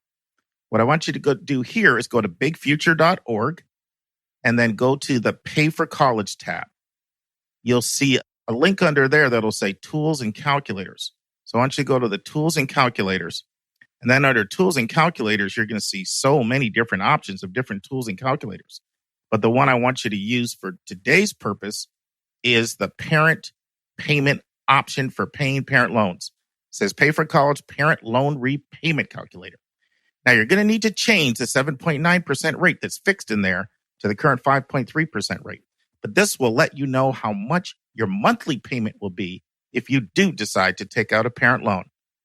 We'll leave the link in the show notes. Back to our interview. Any advice for college counselors? We have a lot of college counselors that listen to this podcast. I've been talking with you about this, but prestige is really not all there is, which sounds so it's not like you're hearing it from a admitted Duke student, which isn't the best person to hear it from. And I understand that, but prestige isn't everything. And that was a mindset I had to get in because I really didn't expect to get into these schools. So prestige really isn't everything. And one of my friends actually, her mom was kind of the controlling type and she wanted her to go to a really prestigious school, but that's not where like it ended up. And my friend got into University of Miami and she enrolled already.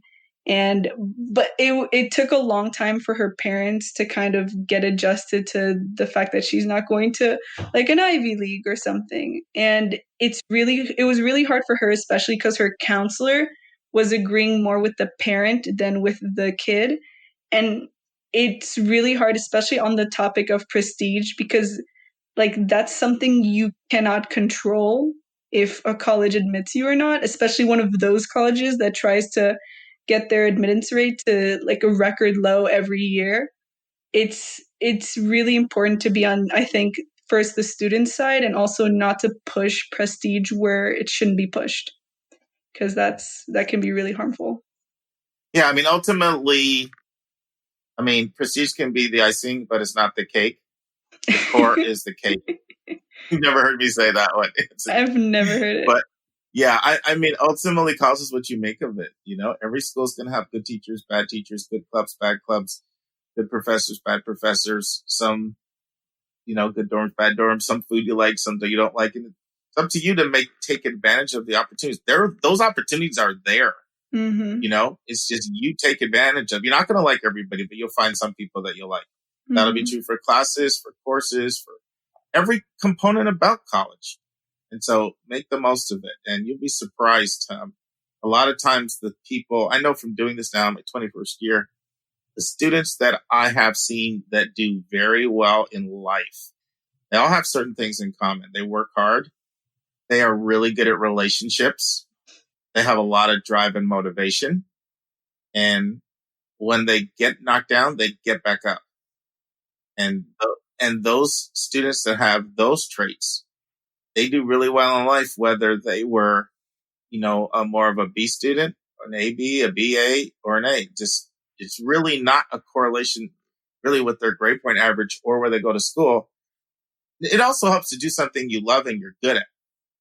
You do that, you're going to do well. And I like to share that message because there can be so many winners when you define it that way. But if you have to get into one of these hyper-selective schools, then 99% of people really won't end up being there. I mean, the numbers just say that. So for what it's worth. So Carmen, I can't let you escape without you getting off the hot seat, putting you on the hot seat. You listen to our podcast sometimes, so I put every interviewee on the hot seat. And so I'm going to ask you a few questions, non-college related questions. Oh, okay. What do you like to do in your free time? I love, like I said earlier, swimming and doing spin classes. And it's really hard for me right now not to do both. Everyone right now isn't doing what they want to do. And of course, we all share that same kind of like withdrawal. But I'm really missing those two right now, especially. But I also love films. Like film criticism it's such a great time for me. And I've just like with all this time that I'm not doing like the certain things that I want to do, I am getting a lot of time, to just spend all day watching like a few movies, and it's been great. So I'm making the most of it in that sense. And Hey, Carmen, have you ever talked to Sophia about this? Sophia, the other student that you told me in. Yeah, Sophia. Sophia is another student I have in Miami, also going to Duke. And I know the two of you have communicated. So she's super passionate about film. That is so interesting. You have to reach out to her about that. I definitely will. I'm telling you. I'm going to look for her Facebook post in the group. Yes, her two big things, and she wrote about this a lot in her essays, were bibliotherapy. Oh my it's like God. Book therapy, having people read books. Yeah, you told me. I remember. Yeah, and then also film therapy. Huh. So like watching, you've got to reach out to her and talk to her about that. Now, that's so crazy. Oh my God. I think the two of you, I know you've never met. You just, talked or text, but I think you guys would really like each other. I think so too. A lot of things are adding up. Yeah. So talk about your favorite TV show. That's so hard, Mark. Can I name two? Yes, you can. Okay. Wait, now I'm thinking of a third, but I'm going to try to keep it to two. Are we going to be up to fourth and fifth next? Maybe not. But just to like tie one back into my interests, West Wing is so great. It is there's so much of it, so there's just so much content, and it's so rewatchable. But it's so great, and I'm not going to say a lot about it, but it's the ideal like administration, and it's just so comforting to watch that because it's like, oh my god, this is perfect, and you want to live in like a perfect bubble. So like that's what West Wing is, and I just love West Wing. Another one, and West Wing is very popular, but another one is Travelers, which isn't, I don't think, popular at all, but I definitely recommend it. It's a sci-fi show. Basically, it's about time traveling, which is like, I know some people just rolled their eyes at that, and I'm sorry, but I think it's the best take on time travel I've seen. And I watch a lot of sci-fi shows, so that's definitely, I think, a really great show, especially if you're looking for something to watch right now. The show's ended, so the 3 seasons that are there are the only ones. So that's a good mindset to put yourself in if you're going to watch it. But I think if I had to choose a favorite, it would be Travelers. So 100% recommend. It's on Netflix. It's such a good time. I might rewatch it now that I'm talking about it so much. Yeah, you're getting into it. Yeah. You're getting into it. Now, what about your best book or two you've ever read? Oh, geez, that's hard. I've been talking a lot about it with my friends, how like growing up with YA books, just like as a kid, was just so great. And I'm not going to say that one of my favorite books is a YA book, but just that in general, I want to mention is such a great time. And I think anyone who like grew up reading YA books is like, it's such an experience. And I just wanted to like mention that. I don't know. I really liked the Dan Brown series. What is it? It's Angels and Demons, and the other one, it's so popular. Oh my god, I can't believe I'm blanking on the name. It's okay. Yeah, but it's a really popular series. No one knows the first book. Everyone knows the second book, but it's a really good series. I really like it. Well, listen, Carmen, I just want to thank you so much for coming on to your College Bound Kid podcast. I know you've listened to our podcast quite a bit yourself. Like, that's always a sign of a good student, by the way, because there's so many things you can do with your time, but you're like investing in your future. Yeah. And I know that Duke is really fortunate to have you. I know you're going to just crush it there. And I can tell you, like, it's been nothing but a total pleasure and joy working with you for these last 18 months. It's been really, really, really fun for me. And, as a counselor, we share your ups and downs as well. Yeah. And so I was just so happy that things worked out for you. And I'm just really proud of you. And I just want to say that nothing but success and blessings, I think, are headed your way. So thank you very much. Oh, thank you for having me. I don't think I could have had any other college counselor. I don't think it would have worked. Well, that's certainly kind for you to say. And I keep in touch. So we're going to be talking about basketball forever. I'm going to be talking trash in Michigan State spanks you like we did last year. We knocked Zion I just want Williams to say that the most recent game, we know who won. Yeah, that was not when it counted. The Final Four, Zion Williamson, RJ Barrett, all these guys. How about the most recent game? Our most recent data available to us is that Duke won. So now you see the kinds of conversations I have with Carmen. We don't always talk about college stuff. And I'll be talking trash as Michigan State slaps you guys around for the next 4 years. We'll see how it goes. Okay. All right. Take care. All right. All right.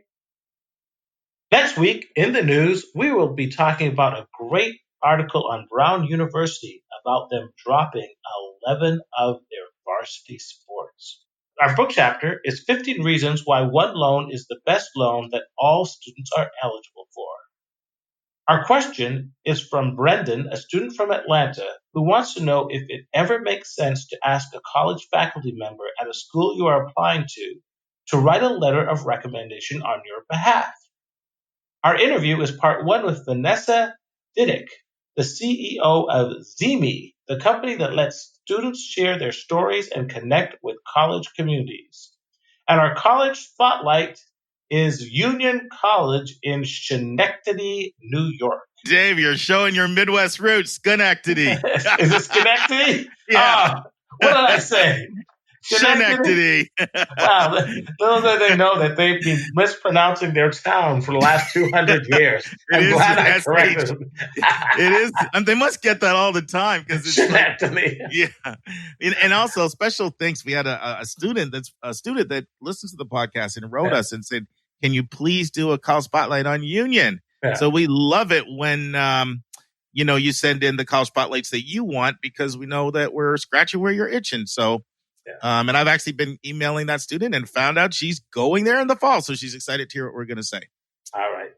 But today it's Drexel, Schenectady. Practice Schenectady.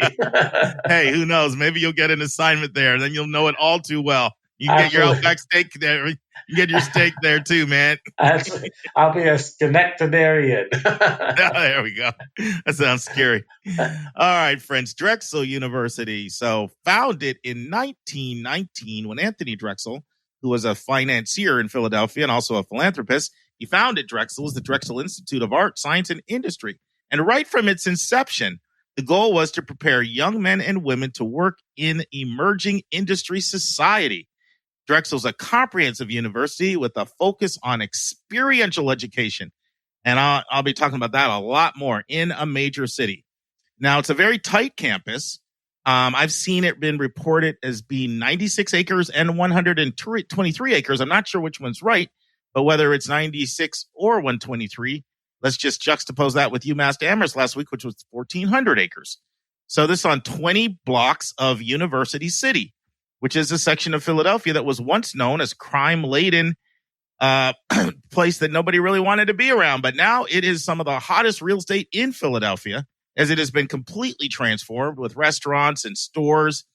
And it's part of 3 colleges right in that area. It's just throw a stone and you're at the University of Pennsylvania.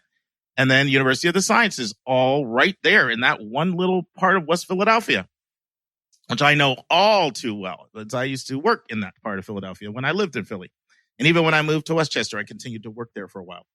So Drexel is not just blocks of cement, as they have plenty of green spaces, flower beds sprinkled throughout campus, but it is a city school for city lovers. The students are traversing, getting around by the subway, by the trolley. You've got the coffee shops. No real natural boundary, so it kind of blends right into University City. And Philadelphia, by the way, is a huge college town, second only to Boston, with the percentage of the residents in the city that are actual college students. So over 250,000 students consider Philadelphia or go to Philadelphia for college. I mean, there's so many schools there. You've got St. Joseph's, you've got LaSalle, you've got Temple. We could just go on and on and on with just so many different schools that are located right in the city of Philadelphia. 80 majors are located in 15 different colleges at Drexel. You can double major, you can add a minor, you can also create your own major. And they've got something really unique. You can apply directly into a major, you can apply directly into a college, or you can apply undecided. Their focus has always been on experiential education, innovation, and collaboration. They draw pretty broadly from 126 different countries. They keep their classes small. 19 is the median class size. And they are what most people know as an R1 classified institution by Carnegie. There are only 37 schools in the country that have this research designation, the highest level of research institution in the country. So Drexel, they like to use this example of how you actually learn. And they will say you learn by experience. And I think there's so much truth to that. And the example that they like to use is, how do you learn to drive a car, Dave? You learn to drive a car by reading the manual, or do you learn to drive the car by getting out and driving the car? What would you say? Well, you learn to drive the car. I was reminded that when I started my internship, they said, this is where you learn that the practice of medicine is truly the practice of medicine, and you're here to practice on your first patients. So yeah, you got to get out and do it. Exactly, and they do it. So I'm going to talk to you about their co-op program. Spend a lot of time because it's one of the hallmarks of what Drexel does. But before I get to that, I just want to mention a couple other special programs they have. Their School of Entrepreneurship is really cool. They'll actually provide funding to help you start your own new business. Once again, seeing their entrepreneurial spirit. And then they have something called STAR, which is an acronym for Students taking advanced research. And this is funding that they provide for students to actually do research with professors over the summer full time. So great STAR program, students taking advanced research, funding, full-time job, research with professors. But let's get into what really makes Drexel, besides its urban location in the city of Philadelphia, is this co-op program. If for your regular listeners, you know I'm a huge fan of co-op. If you're new, very briefly, co-op involves alternating between being partly in school and partly taking full-time jobs in your profession. But it's a very intentional program that's all part of your career planning. Differs oftentimes from internships, which oftentimes can be part-time, may or may not be part of your profession and not part of your career planning. So let's talk about how co-ops work at Drexel, because this is what makes Drexel. So we got to go deep into this. In fact, there's really only two schools that you could say have the absolute most comprehensive co-op programs in the country. Any guess what the other one would be beside Drexel, Dave? Oh, Waterloo's in Canada, and you just did I know it's on the tip of my tongue. Wait a sec. Because we just did a college spotlight on it like 2 months ago. Yeah. I know what you're thinking. I know what you're thinking, University of Cincinnati. That's right. Because they founded co-op. Right. But the top two are Drexel and Northeastern. And the reason for that is there are a lot of fantastic programs, right? Cincinnati founded co-op. Georgia Tech's got an unbelievable co-op program. North Carolina A&T, where Nika works at, has an unbelievable co-op program. And I need to do a spotlight on A&T, by the way, sometime. I definitely need to do that. But the thing that differs Drexel from, by the way, the other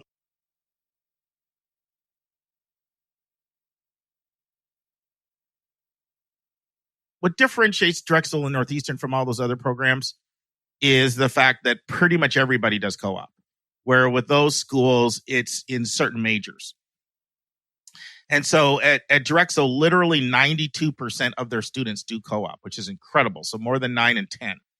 And I want to share a story. So, this is when I was living in Philadelphia. This is actually mid-90s. So I came back I did a year of college admissions in Texas in 1991. And then I did Christian ministry and sales from like 91 to 01. So this was in that phase when I was doing 6 years when I was doing professional sales in the mid 90s. I had dinner with a Drexel alum.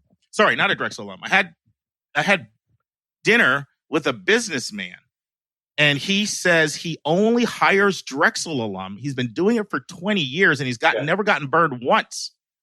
I was amazed by that.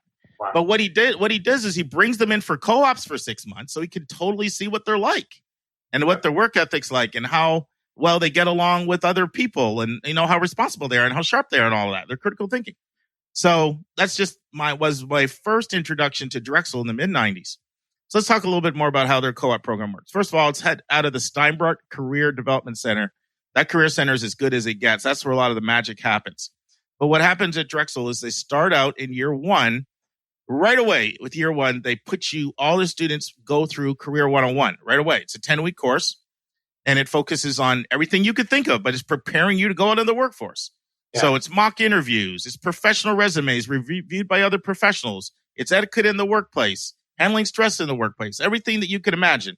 Every freshman student must take that course to prepare them for their co-op. So right away, you can see how career focused they are. Yeah.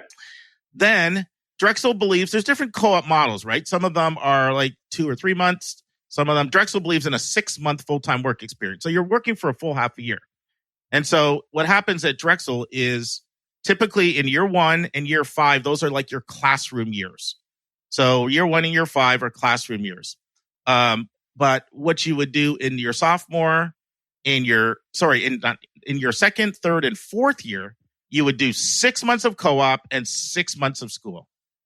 So that you would alternate 6 months of real world experience, 6 months of classroom, 6 months real world, 6 months of classroom. And then you'd have classroom in year 1, classroom in year 5. Now, their program is very flexible. You don't have to do the 3 co-ops. That's 3 6-month co-ops, 18 months of real work experience. You can do 1 co-op. If you do 1 6-month co-op, then you can graduate in 4 years and make it a 4-year experience. You can do 2 co-ops. You can do 12 months of work experience and graduate in 4.5 years. So they've got the flexibility to allow you to do 1 co-op, 2 co-ops, 3 co-ops. either a 4-year plan, 4.5-year plan, 5-year plan. So it's totally flexible. They have 1,500 employers all around the world. They have partnerships. They have co-ops in 51 countries. And one thing they boast about is by the time most students graduate, they've already had 50 professional interviews, up to 18 months of real work experience in 3 6-month stints. I'm going to take, I'll say one or two more things here, and then I'm going to just take a breather, Dave, and ask you what you've learned so far about Drexel, what's jumped off the page. So a couple more things. A lot of times it's very common for you to do a co-op and say, I do not like this. You want to come back and change your major. That's part of the benefit. They make it very easy to switch majors if you do that. 83% of co-ops are paid, and the average 6-month co-op pay is $18,000. So that's the average pay. Obviously, it varies a lot. I'll stop there and take a breather and ask you what's hopping off the page to you, or something you've learned so far. Well, let me just ask one more question. So Sure. The co-op pay is $18,000. What is the all-in tuition and cost of Drexel? So $70,000 cost of attendance. Mm-hmm. Obviously, I'm really glad that you asked that, because let me clarify. Yeah. When I say $70,000, that does not mean everybody pays $70,000. Yeah. They have a substantial amount of need-based aid and a substantial amount of merit-based aid. Both. Right. So if you're a family that there's no way in the world you could possibly afford that, you might get $40,000 in need-based aid. Right. And so it's very important it's very important to always keep in mind, net price is what you want to be focused on, which is the cost you pay after grants and scholarships, whether it's need-based or merit-based. Right. That's extremely important. So don't get sticker shock at any of these schools. So average net price. I know it's hard to give an average, but let's say. Well, it is hard to give an average because merit money is going to be largely contingent on how strong of a student you are. Right. And Drexel does take a range of students. Right. I'm going to get more into their admission stats later toward the end of this, and you'll be able to see that, but they do take a range of students. So your ability to get merit money is going to be largely contingent on whether or not you're one of the stronger ones or one of the ones that squeak in on the merit A side. And then, of course, need-based is, that's does your family have the assets and income to qualify for a need-based? Right. But they have both generous need-based and generous merit-based. The person that would struggle with getting a good package would be the family that doesn't qualify, for any need-based, and they just are a student that just squeaked into the admissions process. So that's the person that's, very few people pay full freight at Drexel. It is one of these schools that tends to give a little bit to almost everybody, right? Even if you're one of the ones that just squeaks in. But that's the person that needs to be concerned, right? We always say that the bottom quarter help them attract the top quarter by providing the funding to give them the funding to go after the top kids with the grant, with the merit scholarship money. Okay, so the reflection I would have is that if you take the $18,000 that you could make as a co-op, as an intern, and you combine it with, if you're a good, say, B+ student, maybe $20,000 of merit aid, that brings that $70,000 all-in price down to $30,000, which is probably at par or maybe even better than many of the public institutions in Pennsylvania right now. So it just tells you about the value, the real cash value of these programs such as Drexel. And when you combine that with the fact that you're in Philadelphia, one of the major metropolises in the United States, that the jobs that you are going to have exposure to will have connections all up the Northeast corridor. So, you get exposure to finance or to business or to something in Philadelphia. I mean, you're going to be able to have connections that go all the way up to Boston and New York and Washington, D.C. And in a time when we're entering clearly a downturn in the economy, the return on value in Drexel is considerable compared to most other universities in its class. Yeah, and there's a lot of reasons why. Families increasingly are saying, I want to know what the ROI is if I'm going to spend a lot of money. Yeah. Whether it's using a 529 or it's using the overage between your pay and the cost, or whether it's funding it through loans. What's the ROI? I want to know. And they're increasingly drawn to schools like Drexel that can just deliver some incredible stats at their job placement. And so I want to mention what you actually get in co-op. There's some things that are really powerful that you get that I think people may not have thought of. But before I do want to mention there is one negative about co-op, or potentially a negative. Yeah. And I think it's fair to mention this. Any idea what you think it is, Dave? What do you think would be the one negative about co-op? And this is not Drexel. This is any school, especially like a Drexel or Northeastern, where you have more than 90% of kids co-oping, and like where co-op literally applies to every single major. Any idea? Well, number one, it's probably going to take you considerably longer to complete your degree, and that there might be competition for certain jobs or positions within the co-op structure. I wouldn't say that, because it only takes you longer because you're actually doing real work in the real workforce. So this is the one negative, is sometimes it can be harder to have community because people are constantly going and coming. Right, so when it comes to things like student government, personal relations, intramural sports, music, drama, it can be a little bit of a revolving turnstile. Right. And sometimes you lose a little bit of continuity. But in my, and I have students every single year that go to Drexel, like every single year, Drexel, Northeastern. These are, Georgia Tech, North Carolina A&T. Every year I have 1 to 3 kids that go to all of those schools, just because, one, they're great schools, but they have amazing co-op programs. And I'm a huge believer in families see the value. But so this has probably been the one complaint. I was talking to one of my students yesterday from the one that's at Northeastern. She loves it. But this is probably the one little complaint. But let's talk about what you get. First of all, you're getting real world education experience. So when you transition to the workforce, you're not naive and have a lot of theory in your head. You've actually been out there. You've had maybe 18 months of real job experience. Secondly, you get to really figure out what you love.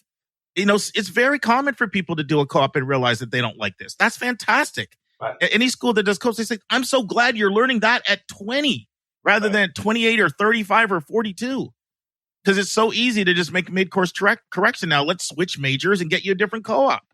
That's invaluable to learn that, to really figure out what you love by experience, not just by theory. Thirdly, you get a chance to make real money, which is extremely helpful for financing the cost.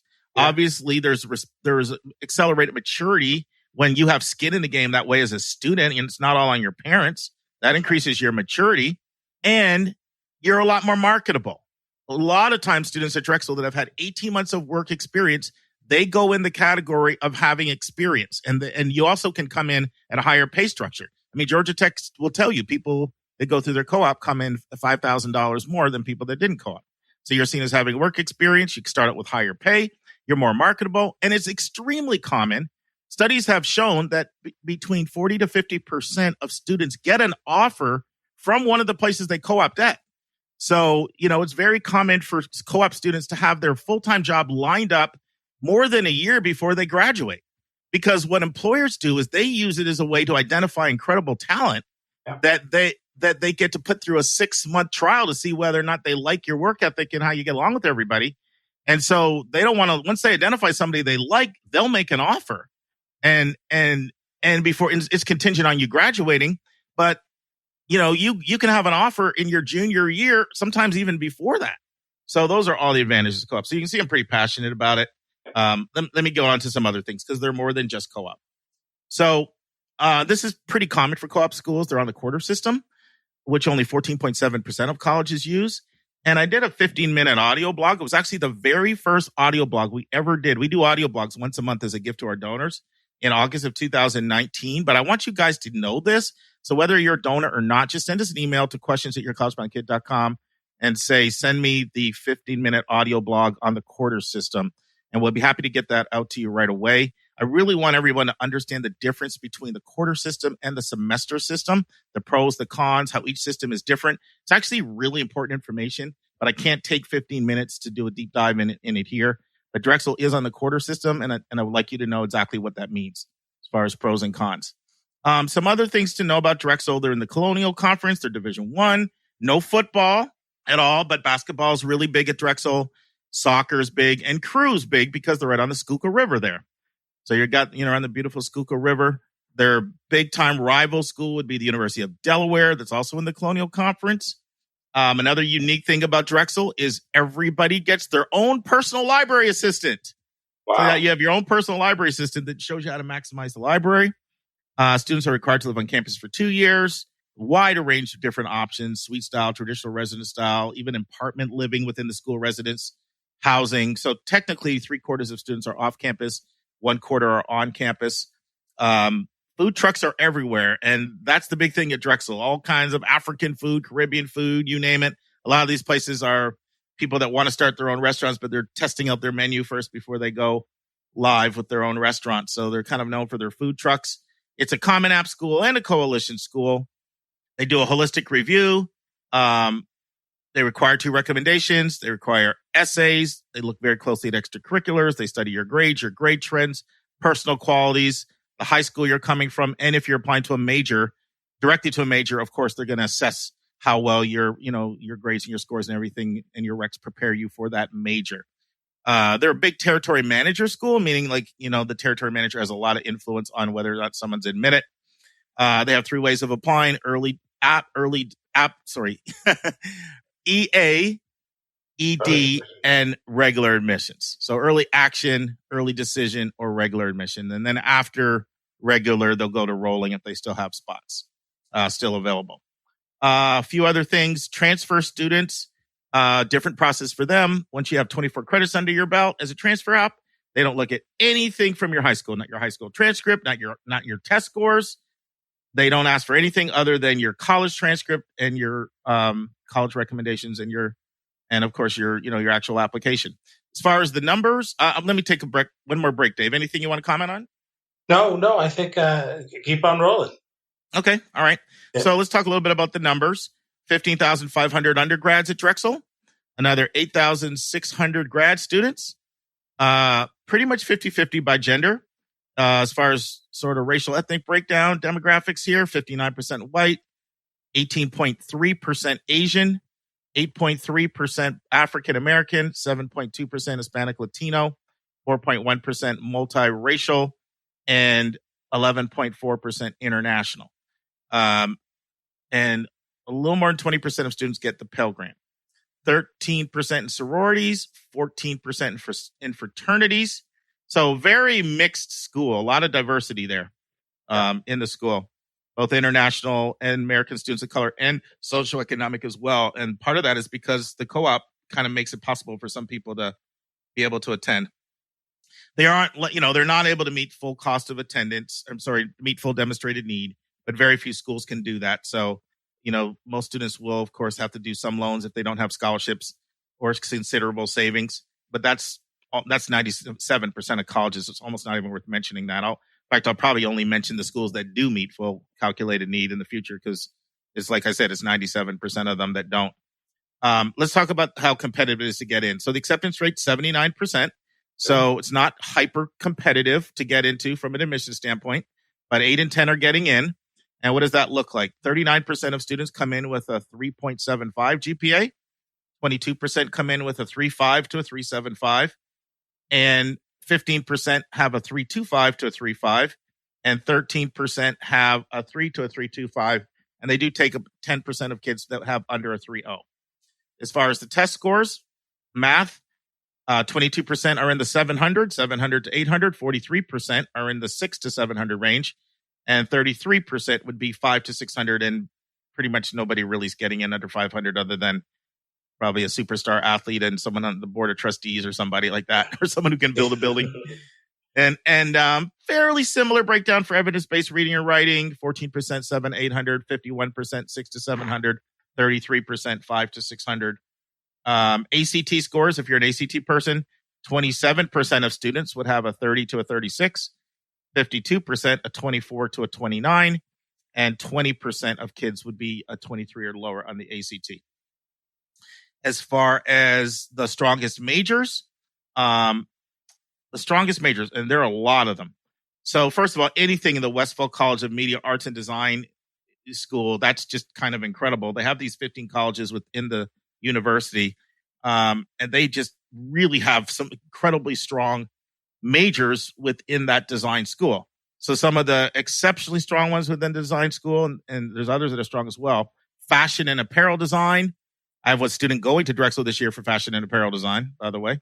Graphic design is strong. Music management is strong. Game design, arts, entertainment, and media management.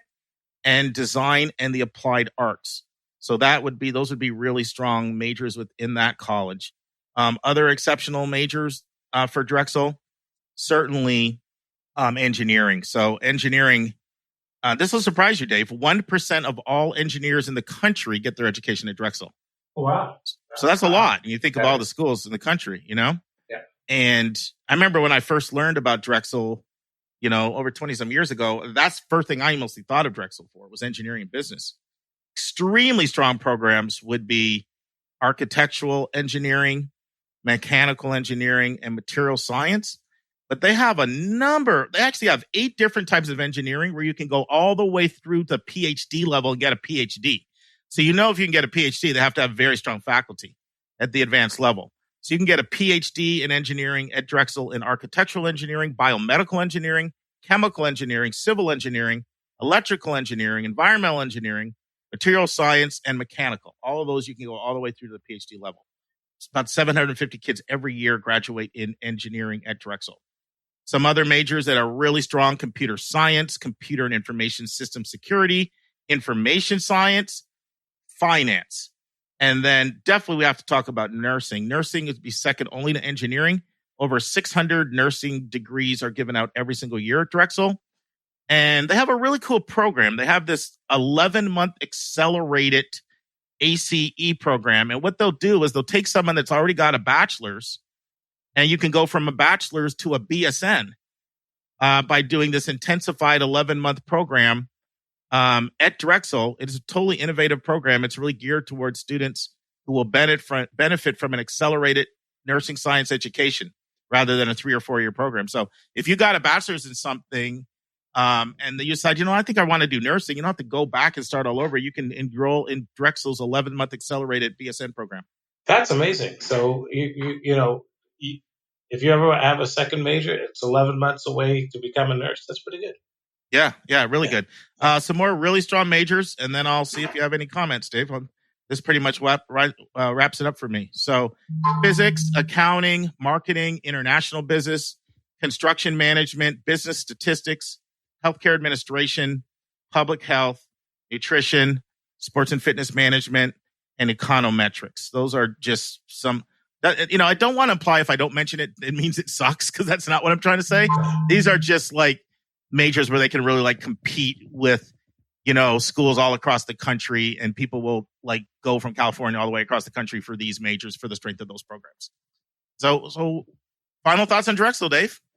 Great school, very comprehensive, great city. The engineering, 750 engineers, that's the size of many small liberal arts colleges' first year class. And the fact that you can do that 11-month switch into nursing and get a BSN.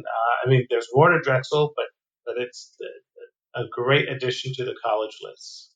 Yeah, and a lot of things, one of the things they'll say at Drexel is very simple. Come to Drexel, you'll graduate with a job. Right. You and I know, Dave, how many people later in life wish they would have studied something different, or I've discovered later my passion is over here versus over here. Look, there's no guarantee that 3 6-month co-ops settles that for you, but it's about as good a way of finding out as any I can think of, to really get yourself on your path by age 22. I completely agree. So great college spotlight, Mark. So what else you got going on, Dave? Well, right now I gotta get to bed. I know you need some sleep, man. Are you 7 to 7 again tonight? I'm 7 to 7, and I got a bit of a 7-day stretch ahead of me. So if it looks like I'm a little on the sleepy side, I am. Well, I personally want to thank you so much. No problem. Not only for your public service and what you're doing and your friendship. By the way, friends, we were on a Zoom call this week, that Dave does with his brothers and sisters, and they invite me to join them. It's I'm kind of like a surrogate family member, and I'm in the call, and Dave's fishing for dirt on me with Andrew and Michael to tell some more wisecrack stories on me, man. So that's right. Stay tuned. They're coming. Stay tuned. They're coming. But also I want to thank you for just, to work all night and then do this off an all-nighter, man. I mean, that's like dedication to the nth degree, my friend. Oh, thank you. Well, it's actually a joy and a privilege. So I really appreciate it. So go to bed when you sleep tonight. You could be thinking about that Outback Steakhouse. I am thinking about that Outback Steakhouse. I think I'm going to have to go on a road trip to find myself some Outback. But as soon as I get that little DoorDash, I'm going to be dashing down. Sounds good. Take care, Mark. All right.